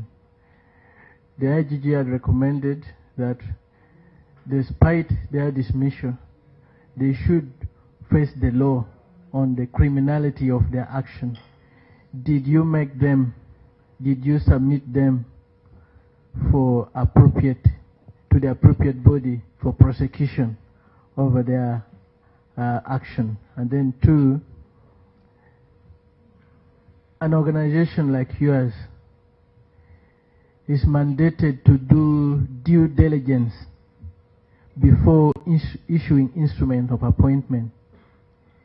Did you do the due diligence on those staff? And are you, for staffs that you are currently recruiting, are you also doing due diligence to verify on their qualification and experience? Thank you. But this is a serious matter. If you have 89 people enter your institution without qualifications and they have all forged, is it an A in math? And you have Ugandans crying, unemployed, they have studied. How we sure even all of us here, for example, if you have 89 in your organization, How are we sure all of you here? God forbid. All of you are clear. Chair, some information. Chair, very As quick. you give information, you propose a solution on this, because we have several other questions. Chair, Honorable Swaka, then Honorable Bema. The information and the proposal through you, at least all entities under us, instead of only UNEB, I think, Honourable Minister, you write through your PS and all the subordinate staff, all staff under your ministry. If somebody says he went to University X, you also write to the university. Somebody might have entered with the O level, which is okay. Then he went to NASA and got a university thing. So, Chair, we should not only end at the O level. Somebody might have sneaked O level properly, then he failed to, and then he went. So I propose that through you, the minister should also look at staff, even universities. You ascertain. Thank you. You are proposing a forensic audit. Yes, on the academic. Honorable Emma. Thank you, Chair. Through you, Chair, to the Deputy Director General. Record us it that it is 152. And you're only explaining to us about the 89. The 63, you've not accounted for them. And you know, sometimes when we're dealing with the issue of civil aviation, it's a risky kind of, transportation. And when you employ for us people that are not, qualified for those jobs, that means you're telling people to sign their death warrants as they go to fly. The Director HR, through you, Chair, I would love the DGG to get us the Director HR. If it is the same HR still there, I would recommend really that through you, Chair, that the HR is held accountable and should first pave way for investigation. We cannot continue like this. This is shame to the country. Thank you.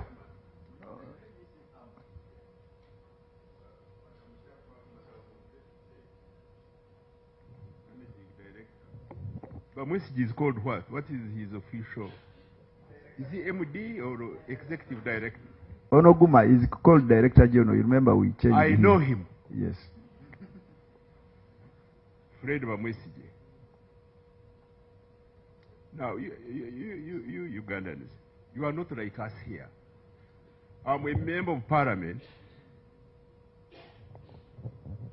paid by government. If I mess up my portfolio, at least it will not result in 2 deaths. You guys, you are managing a machine that fly in the air. You are responsible for a civil aviation authority that manages aircrafts and human beings that get in the air. So this country has very qualified personnel. If really you had 89 or 90 people that had fluked into the organization, how can we be sure, the statement actually the chairman touched on, that even you are very qualified? How can we be sure? I don't know whether it is within our mandate here as a committee to start asking for, we are really very sorry about this, asking, apart from Honorable Minister, Deputy Executive Director and others, how did they enter? Those guys, 89 Ugandans, how did they enter the organization? Infiltration or what? How did they get recruited? You people, where do you want to take this country? Civil aviation must be managed by competent and qualified people. If it is an engineering department, documents must be verified from recognized institutions in this world. You are not like an MP, me here. An MP I can mess up because I'm managing social, political things. But civil aviation, you are managing the lives of Ugandans and other people. So, now, Mr. Chairman, if it doesn't break our rules, we are going to ask for the qualification from MD. Yes. And how you got recruited. How did you enter civil aviation? No, sorry. The Honorable MP from Hoima, the document was talking about a helicopter. Is it a helicopter? Is it an aeroplane? But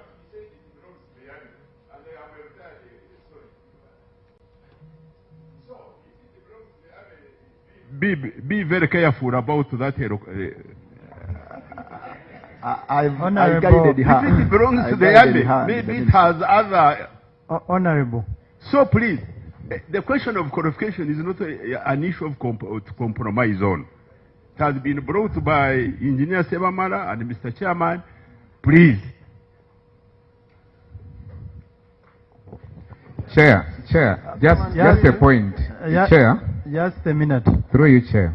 We need we have very many questions. This is a very extensive topic that will need a whole day with the entire department. I don't think you are going to get the response now, Chairman, without the HR department being present. Chairman, I want to propose something. Just an emphasis on Just a proposal. Just a minute, Deputy Chair. Chair, someone once made a comment that air transport is the safest means of transport on the earth. But should anything go wrong, and he stopped there, these are the circumstances under which something can go wrong. I think let's recommend the entire staff auditing, human resource auditing. At the appropriate time, we'll come and discuss the report. Thank you. And it's within our mandate, Rule 218 of our Rules of Procedure, to ask for any document that you may think is necessary. If it's the member's wish, we can ask for the qualifications of the entire CA. I don't know from, I know it's from the DG, but to where? Chair, proposal. Yes. Honorable Chen. I want to propose that the 8 staff that were dismissed over forgery be handed over to CID for appropriate investigation and prosecution where necessary.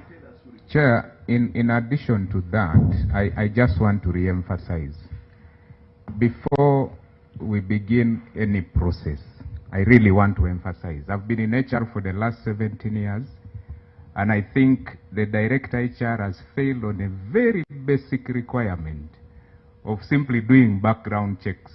So, Chair, I really want to propose and emphasize, I want to emphasize that before we begin any process, let the HR Director first be put on Katebe before any process begins. I thank you. Chair, I wouldn't go that way, Honorable Chair. Fred. Because the HR might have come when these people are already recruited. Honorable Fred. Thank you, Chair. As we look forward to meeting the authority again, I recommend that they come with some of the following documents. 1, human resource documents and human resource audit versus ICAO minimum staffing requirements. This will help us dig deeper. Next, latest ICAO USOP audit report and the corrective action plans. Next. Honorable Fred. Yes. We had not concluded. Oh. You are moving, you have gone past the finishing line. Sorry. We'll request for those extra documents at the end. But since you have started, you conclude and we... Thank you, Chair. I was on the full list of 121 financial year 2025-2026 actions with actual percentage physical and financial performance. Next, aged debtors list as at 30th June 2026. The receivables, you indicated them there. Give us those debtors. Then the regional airports performance report, 2025-2026 financial year. Then state the safety program level 4 implementation evidence and ICAO acceptance letter to that effect. Next, business continuity plan and security or safety incident logs for financial year 2025-2026. Then another document, business plan and procurement plan. And lastly from me, UCAA risk register with costed mitigation measures. I beg to submit. Okay. We are going to request for the academic qualifications for every member of the top management, if I may call it top management. I believe everyone here is in top management. Yes, Chair. So the entire top management of CAA is requested to submit their academic qualifications not later than tomorrow. I believe you have these. Are you going to look for them as well?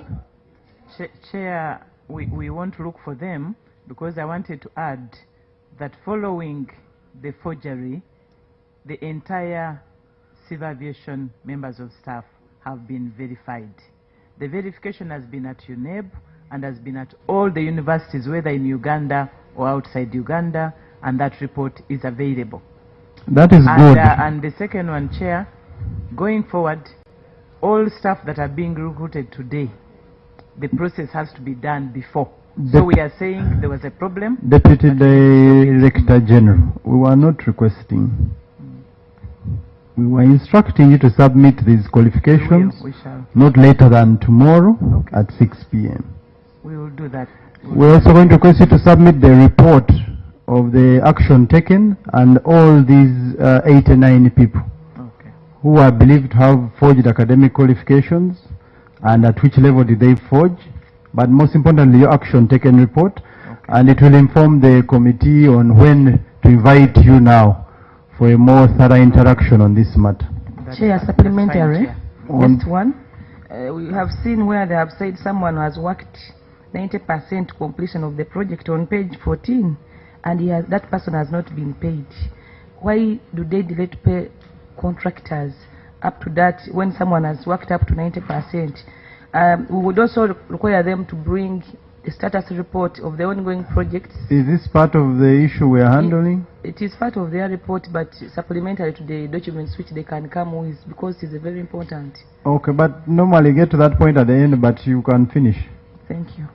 The status of the ongoing projects, their sources of funding, how much so far they have been able to pay some of these contractors, and their project scope, when they are going, the time scope, when they are going to be completed, so that we avoid the mistakes of making contractors do work, complete them without being paid, because someone is demanding 1.28 billion from Civil Aviation Authority. Okay. So, yeah. I hope it's also not a document. We are concluding this matter. They have very many questions to respond to. Yes, Chair. Honorable Boaz and Honorable Opio. It's just a small supplement that you may say the top officials and they bring those ones. We need also those of their deputies, because in their absence, the deputies takes over. And to me, when you read the Penal Code Act 343, it spells out the penalties for someone who forges the document. So I think the other 87 who already fall as the culprits of this forgery of these documents, they can be handed over to police for further management, because the punishment does not only stop on being dismissed. I submit. That is a recommendation we shall make after we have thoroughly analyzed the documents, because it is two-sided. Who employed them much as they believe they have been terminated, there's also the person who employed an entire department actually that participated in the employment. We'll end up looking for the adverts. How were these jobs advertised? Where were they advertised? Who was part of that committee that vetted? So it's a very, we cannot take a recommendation now. This is a topic that will be handled on a separate day. Honorable Pio, last. Yeah, thank you, Chair.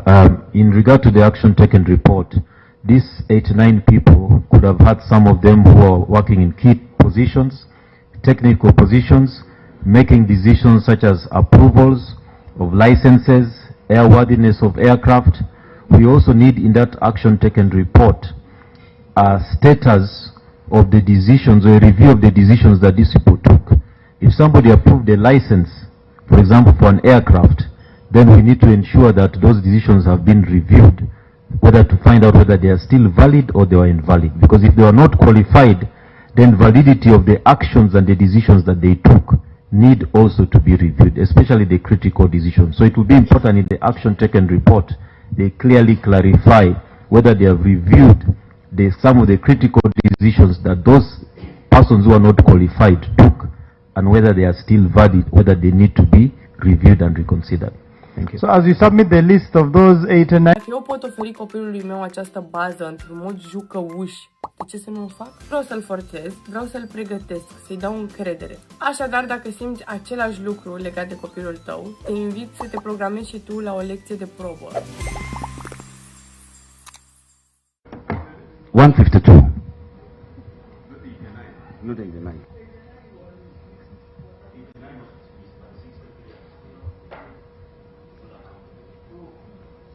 Chair, I beg your indulgence. Honour Chair. Honourable. Honour Chair, what I was thinking is that every person who entered had an advert. You may see some others might have entered without advert. Just maybe phone call. So, as you submit maybe Waluswaka, you should know how did Waluswaka enter Parliament. There was an advert from Electoral Commission. So, as they submit, they should submit even the advert. If it was not there, then they say how. The advert will specify how he came and the qualifications. Because right now, because of maybe change of knowledge, they may want somebody now to be deputy, to be having a PhD. But maybe by the time the advert came, it needed the master. So it will guide us. Thank you, Chair.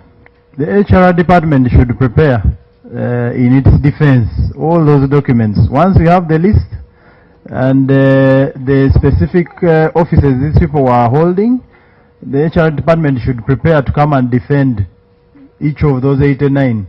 If they're 154, we don't know, but at least we are sure now they are 89 from what they are giving us. Honorable Semal, you asked this question. No, conclude. Just something brief.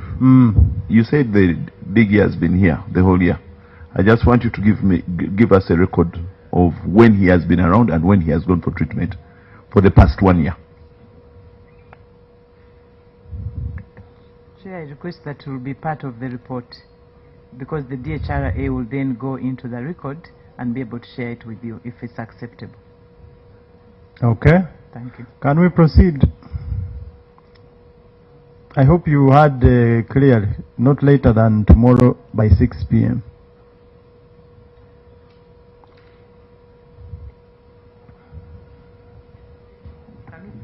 Kindly proceed. Thank you, Chair. I'll then take on the one that came in with the letter, the aircraft. Chair, I want to request that you give us, because this is a sensitive matter, I can confirm that we have received it.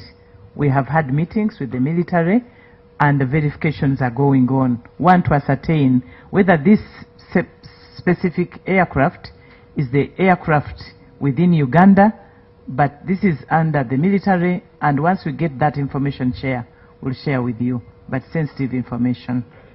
Honorable Nakato, are you comfortable now? Being security sensitive? I'm comfortable, but being security sensitive, we should also put in mind the security, the safety of our people. Whether they is this are a commercial whether flight? they are military, No. their lives matter a lot. what is the status of this flight? Is it a commercial, a cargo? Chair, it is not. It is not. It's So not cargo and it's not no passenger. It's not passenger. What is Chair. it? A kite? We will find out with the usage on what it's being Chair, used for, I if it propose. is there. Okay, but once they are done with that investigation, they will share with the committee, and we shall. Chair, I propose that we shall have a. Chair, I propose, Chair, that since it is defense, you liaise with the committee of Chair of Defense, and you will guide us. It's physical infrastructure, it's transport, it's works. But when they are done, we shall have a meeting, since it is security sensitive and in-house, and we take a decision. Yes. I think it is okay, members. Okay?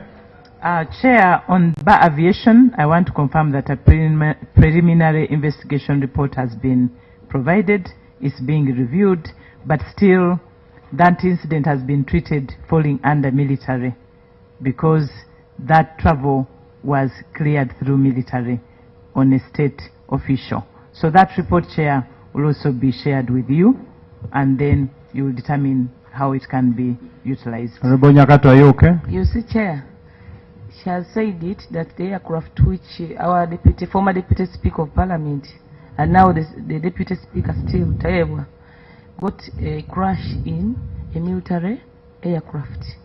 Again, the same issue is coming up of the same aircraft which is being now taken to the same. Do you mind the lives of our people? Away from saying they are security, they are human beings. Many of them are brothers, our sisters, our friends, and despite the department that they are in, we mind about their lives a lot. So, Mr. Chair, may I still, because this is issues of transport infrastructure, this committee is mandated to ensure that we together with the authorities which are in charge, mandated with this work to ensure that there is quality, but also regulation, they abide by the regulations, international standards. If at international level they say this aircraft was condemned, why do you go on to accept it to occupy our space and continue operating? And you say you are with issues of safety, issues of regulation, issues of security, you are in control. Honorable, just a question. I want, as I conclude, I still want to ask the ED, is he in charge of this aviation authority, or someone else is in charge? Okay, the ED has said she's going to submit the documents. The crash that happened in Mitoma, wherever it was, Honorable Nyakato, do you know the cause of the crash? That's why we requested the ED and the team. And that's why we are requesting for the report. Would you want to take action on your recommendation even before you have seen the report? Okay. So let's wait for the reports and we can discuss as a committee. Yes, actually, I think we should give them time for more so on that of that recent crash of the speaker. It has taken long. It was since 2024. They said they were coming up with the report. To date, there is nothing which has been provided to the committee. Whether the Committee of Infrastructure then, 2024, 2025, now 2026, it is a long-awaited report where they need to act and bring it as soon as possible. ED? Chair, as I stated before, the military took over the investigation because of the nature in which the Deputy Speaker was traveling. But I also want to add that even under ICAO, the aircrafts with military registrations should ensure compliance with ICAO Article number 3 for state aircrafts. So even them, they comply with certain requirements of aviation. But Chair, as you guided, we will follow up the report and we will submit this report to you. We need timelines. The Honorable Member is... I'll verify from our Safety and Security Directorate and see if we can submit it next week, if it's within our control. But if it has the military, Chair will still come back to you and let you know what it requires, so that we don't promise something that's not within our control. But Okay. we commit, Chair, to do that. Members, are you okay? Madam Chair, the the ED is insinuating competency doubtness. If something is not within your mandate, it is clearly stated in your appointment. If it is within your mandate, you go ahead and do it. I beg to submit. Okay, can we give them up to next week to have these reports? It's okay? Chair, I think next week is okay. Okay. Yeah. Chair, how do we measure what is and is not in her country? Because she keeps referring to a military component, I think that's why she's skeptical. Well, but how what we want is a report. How does she want us to measure that? Chair will have that in the report. We'll show you what does a cow give, where do our rules start and stop, and what responsibilities each of us have. We'll do that in the report, and we'll give more information. Okay, let's proceed. Chair, so you submit that report by Wednesday next week, both reports. Okay, that's fine, Chair. Okay. Get them, yes. The other one, because we are starting with the first ones, Chair, preparedness for AFCON. There, Chair, I want to confirm that one, Entebbe International Airport, which is the gateway, will be ready for AFCON. The new terminal building will be ready. We have 24 counters at the new terminal building. We have self-check-in counters. We have 3 bridges. So the image and speed and operation efficiency when we are receiving the delegates for AFCON through Entebbe International Airport will be ready. The second one, Chair, which I want to go into detail, is Kabalega, which has already been presented, which is also ready, waiting for the passenger terminal building. So on AFCON, I want to confirm that we are ready to receive the guests. Okay. There are other areas which are financial. I'll ask the teams from the different sections to respond to those. Before the ED proceeds, she mentions Entebbe and Kabalega. How about Akibwa? Chair, I'll ask the General Manager, Entebbe International Airport, to speak through other aerodromes that are supposed to be prepared for AFCON.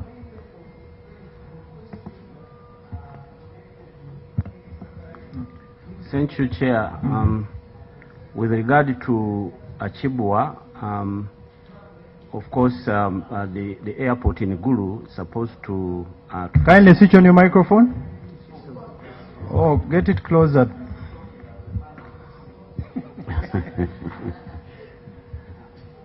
Chair, with regard to Achibwa, we had prepared the project for upgrading Gulu, but as you recall, the Achibwa Stadium came in late because the focus was on Nambole and the Hoima. And as of now, we are preparing to have training that will take place there. And we are not doing any serious improvements as of now. However, the project for upgrading Gulu had progressed. But I don't think it will be a project that will be delivered in time for AFCON.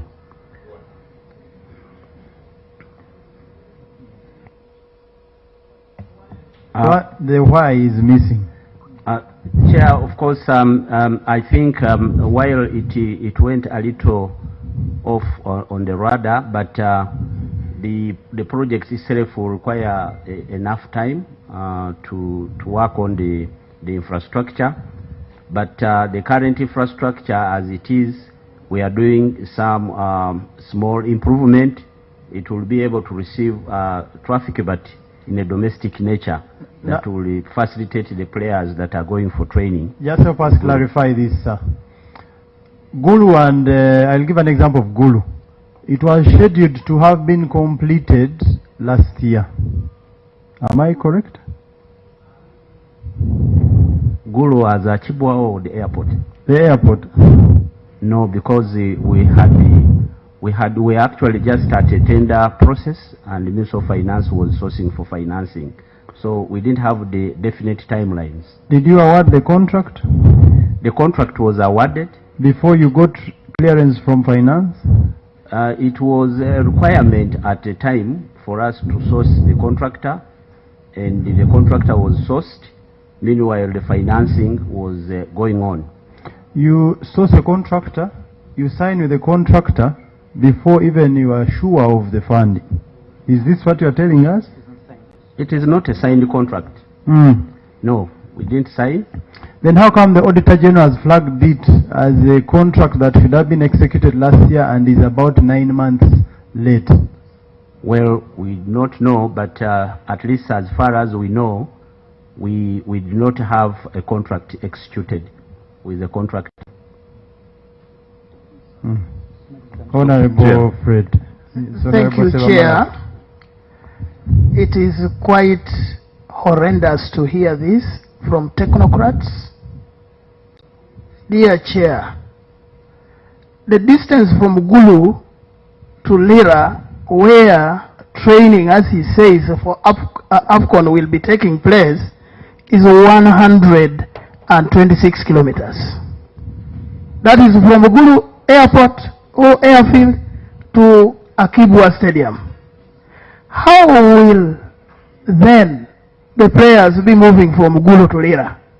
Lira itself has an airfield, but as you have said, it went off the radar. How did it go off the radar? Maybe the ED will answer that. I think I do not want to believe that this is technically done to deprive the region of the would-be revenue. Local economy there would improve. But this is no longer insulation. It is a naked truth that Akibwa will not host AFCON as per your delivery. This is sad. It is completely pernicious. Let us really get serious. Chair. I beg to submit. Honorable Sebamala, then Honorable Opio. I want to re-echo something from you. Did you say you sent in expressions of interest before getting money? Did you just say that? I think let us get this right through, Honorable Chair, that government had identified a contractor that was supposed to do 3 things: the Achibwa Stadium, the road that connects Lira to Gulu, that cuts the distance shorter to about 53 kilometers, and then the airport. The airport was first tracked, the stadium was first tracked, and then we had the road, and then the airport as a single project. And the procurement for these 2 were undertaken through a directive, and when the Attorney General cleared those contracts, he conditioned them to availability of financing. The financing model, I think, changed from being contractor sourcing to Government of Uganda. And as for us as an agency, we have been waiting to be cleared so that we go ahead and have a contract signed and hand over the site. Now, that's where it is. Honorable Chair, I would think it would be important if we dive deeper into this issue, because we are an enabler, and the project pushers have been the Ministry of Education and Sports and the AFCON Technical Committee. To whether they will be playing in Achibwa or not cannot be an issue to be answered by Uganda Civil Aviation Authority, because ours was to make the airport ready. But for the reasons I've stated, the Chair, we have not been able to be cleared to proceed to sign the... The Gallery Selection, selectat de Tezio, în magazine și pe tezio.ro. On 24th July, did you sign a contract worth 765 billion?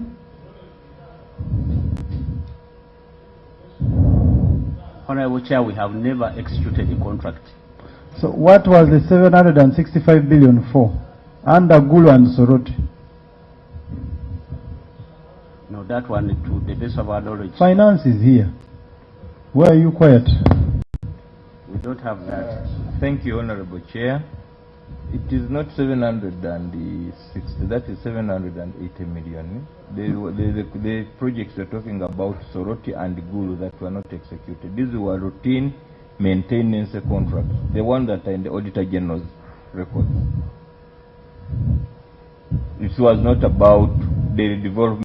Actually, the one of Gulu, why it did not take place was because in the process, as the contractors don't take site to do the routine maintenance. So that's when... Okay, 700, let's assume it's not billion, it's million. What was it for? Jumra?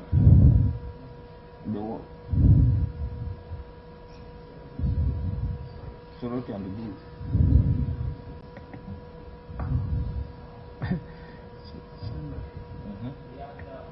Chair, yes, now it is made clear by our engineer here.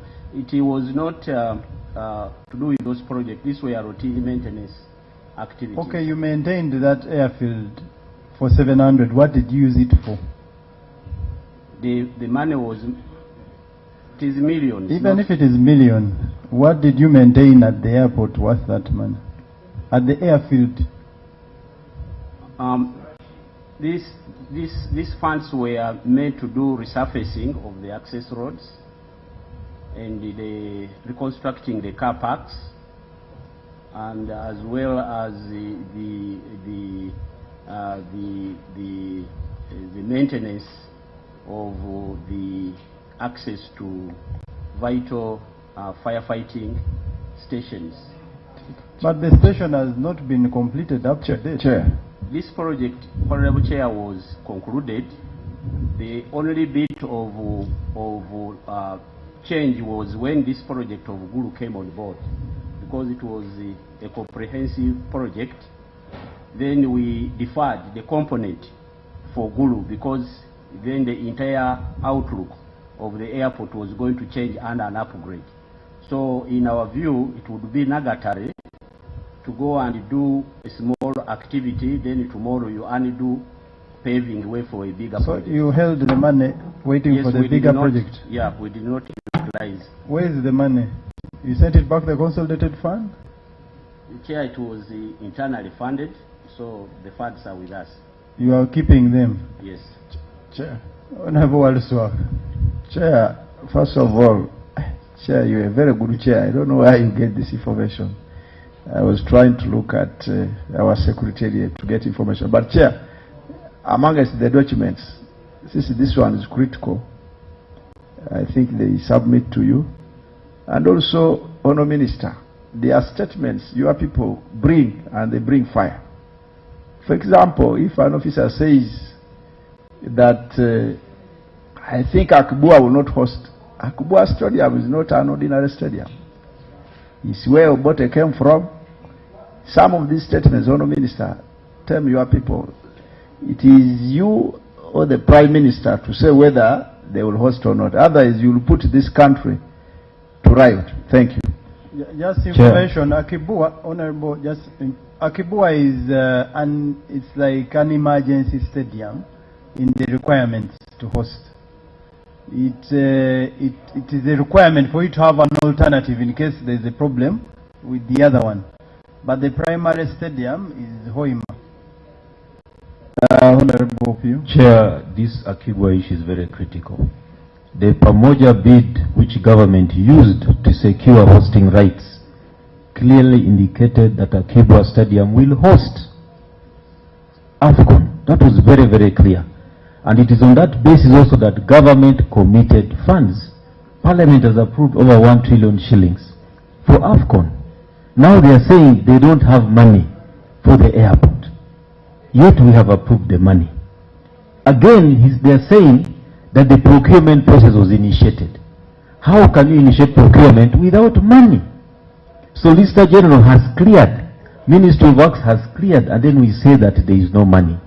Chair, I want to appeal tomorrow as we meet Ministry of Works. We need them present. We also need education present. The Akibwa issue cannot just be made as a statement here that we will not host AFCON. This was a commitment. If they have changed, then they have to kneel down and apologize to the people of Lango. Because the commitment was made to AFCON. The commitment was made to the people of Lango. Resources were appropriated. Procurement processes were initiated. Now we are told Akibwa cannot host AFCON. No, Akibwa will get all the facilities, including that airport, because it is a requirement. The issue of hosting, you can, in the previous parliament we discussed, it's a requirement for you to have an alternative, which must have similar facilities as the other primary option. But he said they use that supplementary. I just want to follow up on what he was saying, because he says they had 760 something, they spent some of it and they kept some of it. Do you spend at source? You spend at source? 100%. 100%. But you're audited by the Auditor General. True. So all this money, the longer you keep it on the account, which account do you keep this money? Does it generate any interest? Yes, it does. And how do we account for the interest it generates? Honorable Chair, when you look at our projected income, it is also accounted for. So you are fixing money for development? Not necessarily. Because you have kept it saying you are waiting for the unused money.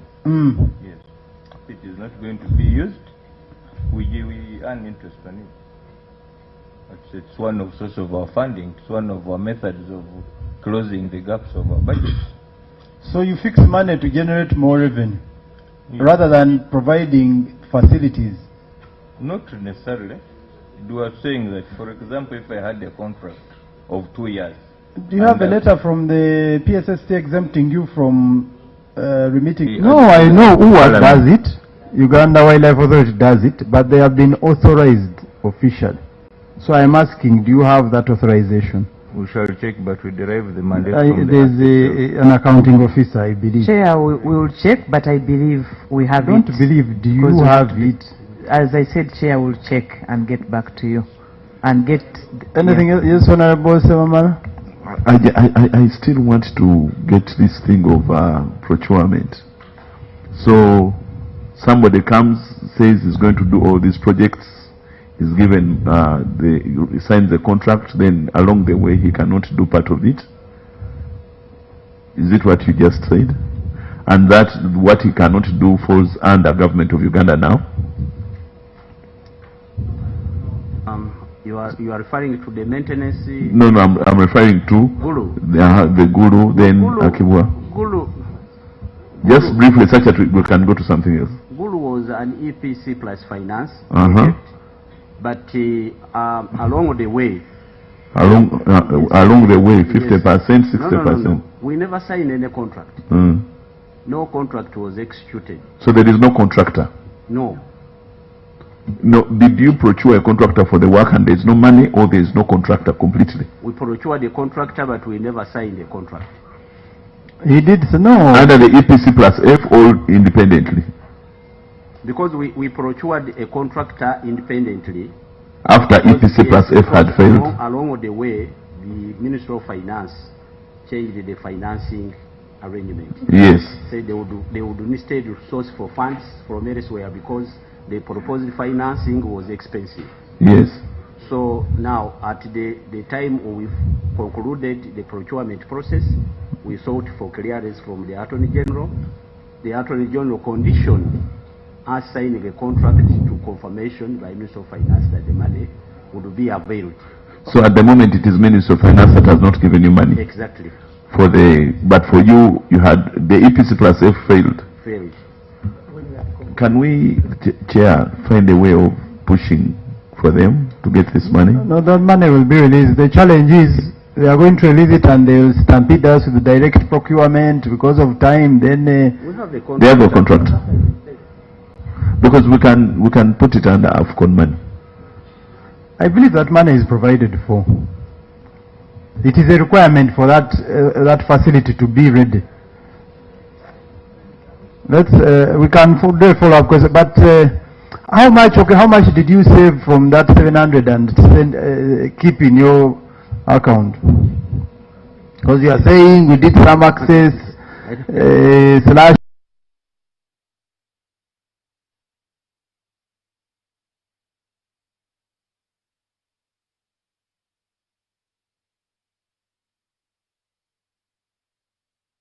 need the work, but as I said, the component of doing the access road to the firefighting station in Gulu could not proceed for the reason that we are going to upgrade the airport. So how much did you save? I don't have those figures, Chair, with me here, but we can avail the figures. CAA. Chair, it takes us back to the request requiring them to bring the status report of all the ongoing projects, how much so far they have been able to complete, the sources of funding we also know, because now we sought the monies which are going to Hoima City Stadium and Kabalega. Also, Akibo has been getting. Now we are only running from the civil aviation that they have not gotten any money. No. So that would be the best way, Mr. Chair. Akibo's financing is readily available. The issue is the airport. Chair, the airport and the road. And the road. Those are the issues. You say that the access road. There are access roads, but also the road that links Gulu City to Lira City. Kona Yer, Kona Bohe Road, a 55-kilometer road. Yes. No, Moro. Can we proceed? Honorable Boaz, you are itching. I don't want you to... No, thank you, Chair. It's just because I was seeing the manager answering questions of finance when we have the full director of finance. So I really get perturbed with such a kind of things happening here in front of us. The full person who authorizes the spending, incomes and everything is here, just eyeing at us. Then the manager is suffering, surely. Please stop eyeing at us. Can the gentleman who was responding, you tell us, since we asked the question, the 3 billion that you used to rehabilitate these up-country airfields, what do you use it for? Or you also kept it, you sent it back? Thank you very much, Honorable Chair. The aerodromes that I mentioned, 13 in number, are non-commercial to CAA, and as such they are supposed to be operated on a government subvention that comes through Ministry of Works and Transport, and this money is released quarterly. Chair, whereas we require quite colossal amount of money if we are to maintain those facilities to the required standards, the funds from government has been dwindling down year in, year out. To the current year, it's only about 825 Uganda billion shillings, million shillings that has been made available. So it is not even the 3 billion we are talking about. The commissioner in charge of infrastructure services is here with us. He can. So it is lower, but you are still maintaining. It is lower, so in a way we encroach on the resources from generated from Entebbe, contrary to the IKO and IATA dictates. Otherwise, the money that is generated from a given airport is supposed to improve service delivery within that airport. But sir, you still get from within CAA to cover the gaps of government. So what are you doing with that money? That's a simple question. No, the money, Honorable Chair, maintains those facilities. Yes, what do you do? That's what we want to know. The money meets ground maintenance of the aerodromes. That is cutting of grass, which is done on a monthly basis, and sometimes done every 2 months depending on the weather patterns. Then we also do mechanized maintenance of the runways, because most of our runways, as you are aware, honorable members of parliament, the runways are still gravel.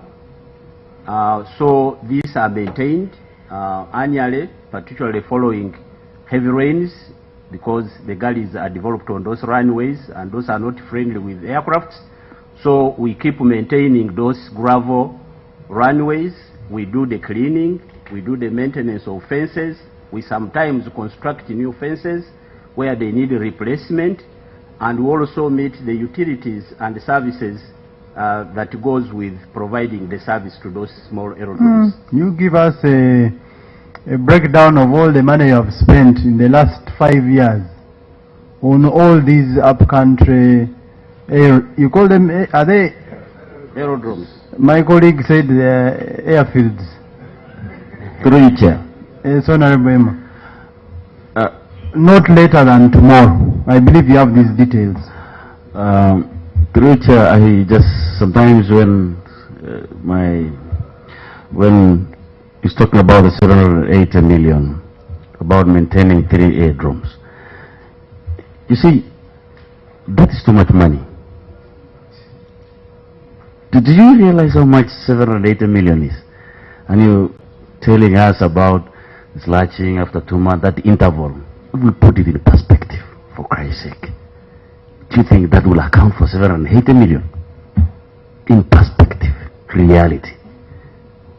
There is wanting to be book smart, but there is reality. Let's stop being about book smart, doing accounting, and then you push us papers. What is down there? I mean, let's look at that most. We need to save this country from this, virus called corruption. Thank you. Honourable Chair. Honourable Chair, I want to thank you. And Honourable Minister, as I told you, I want to beg the indulgence of the Chair. I request, Chair, that you outer maybe they bring by Monday, unless when the ED says this is comfortable, by tomorrow, because the whole day almost they are here by the time they go this jam. So I want to request, and the Honourable Minister, you guide your members. Every word they talk here has legal, financial and technical implications. And I told you this is not business as usual. I told you I represent interests of the ruling party and PLO. So when you say tomorrow and tomorrow documents don't come, Madam ED.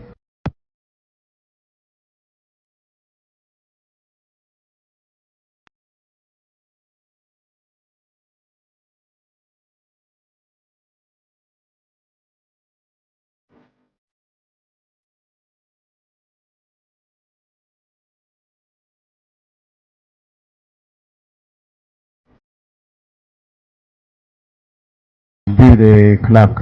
Chair, they should also avail us with the civil aviation master plan so that we know exactly what they have in plan for the authority vis-a-vis our expectations from them. Okay, any other document you want? Let us, since we're into this business, which other document do you want them to come with?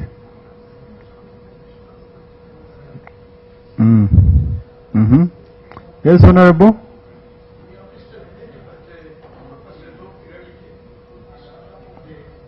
Microphone. Because some of the projects are coming from the previous financial year, to me, we need a procurement plan of the other year and the one that we are approving, you approved for this financial year.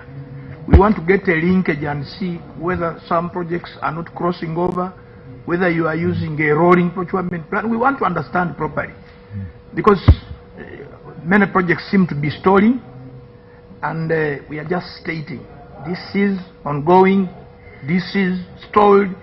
What are the reasons? They are not coming out clearly in our report.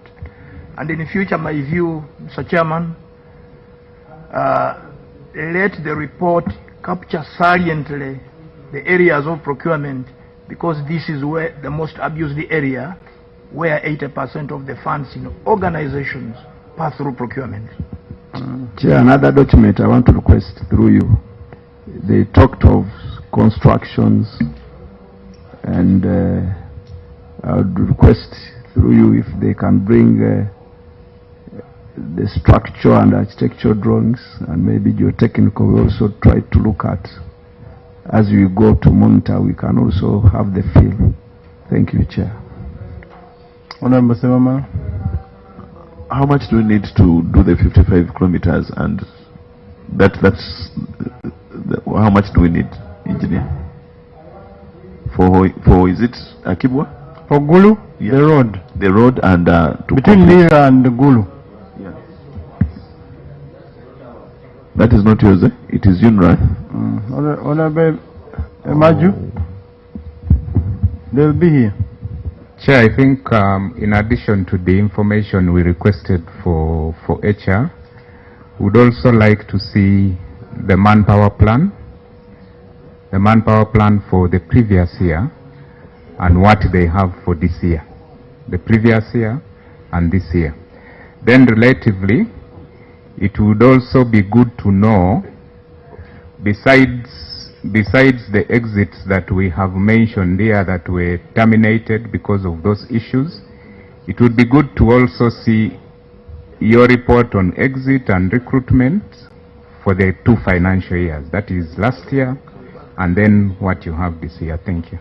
Okay, any other document members? Honorable Fred?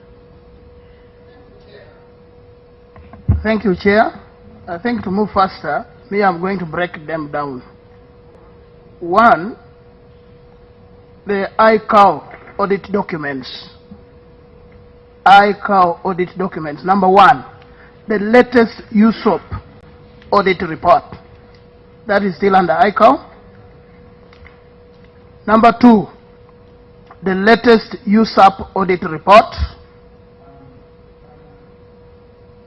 This is assessment on Uganda's security oversight. Then 3, corrective action plan, CAP. Number 4, ICAO correspondence on SSP level 4 that you mentioned.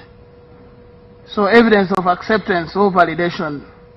Then category number 2 is infrastructure project documents. And the following. 1 is infrastructure project matrix for all the 108 actions that you mentioned you took. I will not now detail them, but they will have the project name, the contractor, original start date, original completion date, revised completion date, percentage physical progress, percentage financial progress, cost to completion, liquidated damages if applicable. Number 2, Entebbe Airport expansion documents, which will detail the terminal works contracts, cargo center contract, running works contract, payment certificates, delay notices, verification orders. Honorable, I think you share with the clerk and they put all of them formally in. Okay, thank you. Yes. Can we respond to a few more? You have 5 minutes. We're going to request you to put everything in writing. You need a whole day with us. We'll schedule a day in the near future. After we receive this information, I internalize it and schedule for a whole day. Normally, organizations that spend at source have issues in procurement. From my experience with UWA, I believe that's where the challenges are. So we need a full day with you, really. So you submit all the documents we're going to request for. We'll schedule you in not later than 2 weeks to appear. Okay. You kindly respond to the few you can. The rest want them in writing because there will be follow-up questions the next time we invite you. It's 10 minutes to 1. We hope you can finish in 5 minutes. Members, is that okay? Thank you, Chair. I wanted to request, because there are certain documents you needed by tomorrow. There are some that can even be availed today, like for staff, but there are those that are like structural designs and that need to be photocopied, printed. It may take us time. So I wanted to request that there are those that can be available immediately tomorrow, but you request for time to submit others on Monday so that we have a thorough Can we report. give you up to Monday by close of business, submit all? Thank you, Chair. Okay. Okay. Thank you, Chair. I will now ask Director Finance to just talk about the finance 2 questions that were raised. The Deputy Chair wants. Thank you, Chair. Now on the issues of accountability, we have agreed that we are going to receive the comprehensive responses in writing. But like the chairman has noted, organizations that spend at source normally have issues of accountability. They are used to block accountabilities. We received 100 million shillings and used it all. Next year we expect to get 150 million, we shall use all. They want to do their things in blocks. But straight to the questions I asked, the procurement process of Arua Airport and the general important timelines of all these other procurements for the other projects, then how sophisticated are the proposed screening equipment going to be? Those are questions whose answers I needed before adjournment. Thank you. Thank you, Chair. You can answer the finance one. I'll answer the one of screening. Thank you, Chair. Honorable members, there was a question on the financing. The first one was the projection seemed to be so sharp compared to the previous one. Honorable Chair, in the documents we are going to give you our detailed budget book that explains that. You will note that we have a number, more special on the commercial revenue, that is non-tax revenue. We have a number of assets that we are putting into use that have been completed. So we expect income from it in terms of rent, in terms of concession. So that's where the sharpness comes in. The other one is the profitability or not profitability. It also came out. Yes, we have been profitable, and you noted that our profitability went down.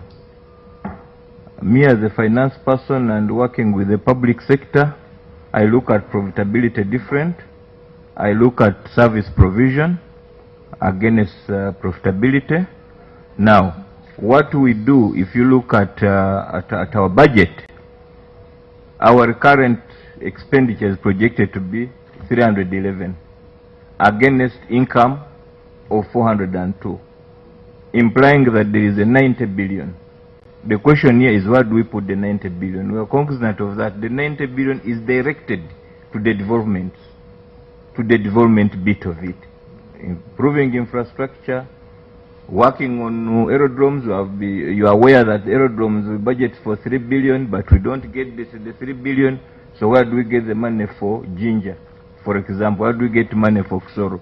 It is this that I request that in the documents we add on the business plan and the detailed budget book that will explain that.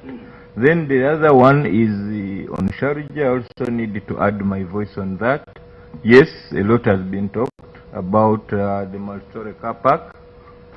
I also confirm that as a technical person on that committee, no contract has been signed because of the terms the developer came with, and we put our foot down and said, no, this is how we are performing, this is what we want. You either meet this or we don't sign, and that's where we are. Okay. No. If we can meet what we are getting, because that comes with a directive. So, but for us, we are saying whether the directive or not, this is it. Chair, I will request the General Manager to respond on the one of Arua that the Deputy Chair asked for. Sam?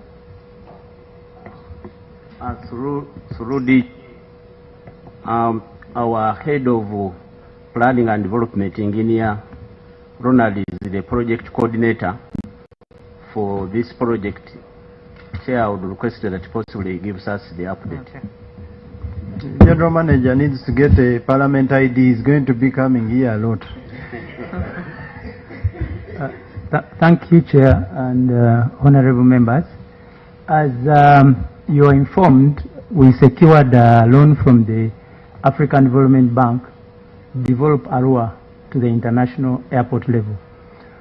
The way the bank works, the loan was approved by their board last month, and I understand it has to come to Parliament for approval.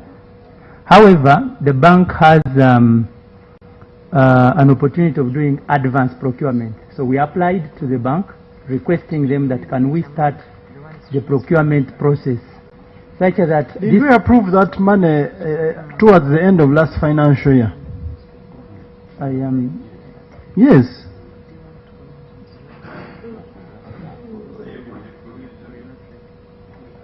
I am aware we approved money.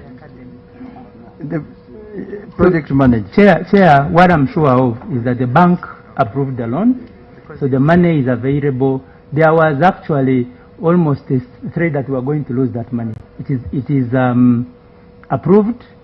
There is advanced procurement approved, and now we are working on the documents, the bidding documents as per the bank standards, to publish them and call for tenders. And that process, the specification was on the timeline. I hoped that by the end of this month I would have had the documents ready.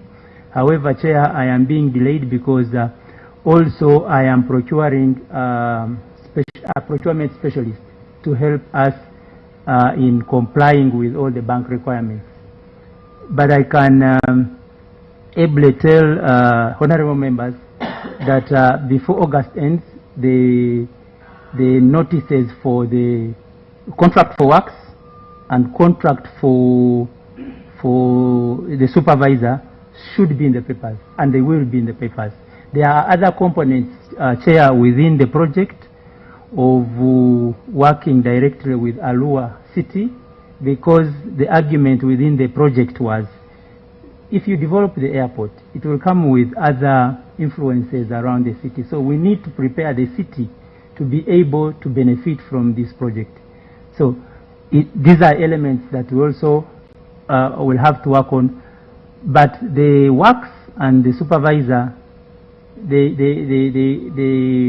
their cost is much higher than the others are smaller projects. The focus is on the works as well as the supervision. I beg to submit. And the project, the project is supposed to be a four-year project. Okay, honorable members, we have run out of time. You have to prepare for House. I beg your indulgence that we receive all the other submissions in writing and schedule another full day with the UCAA.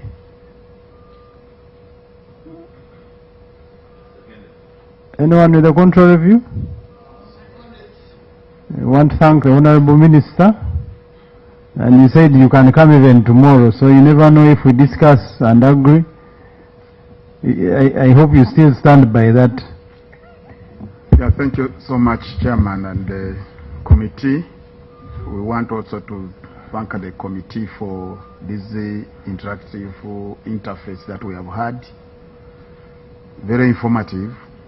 We have received comments that require clarification from us, and as we have pledged, we are going to put it in writing.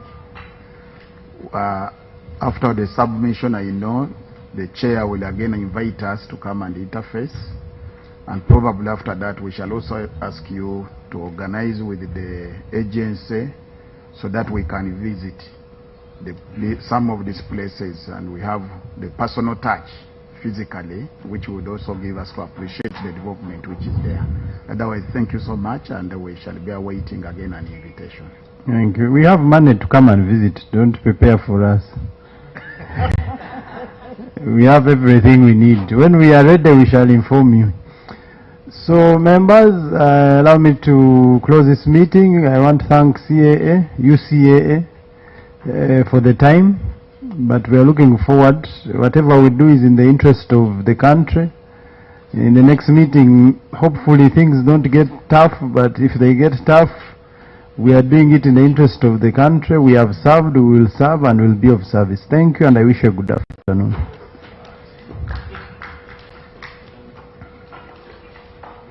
Just an in-house. 5 minutes. Media, kindly allow us to have an in-house for 5 minutes. Honorable Minister, you don't walk alone. Honorable Swaka. Votarei dia...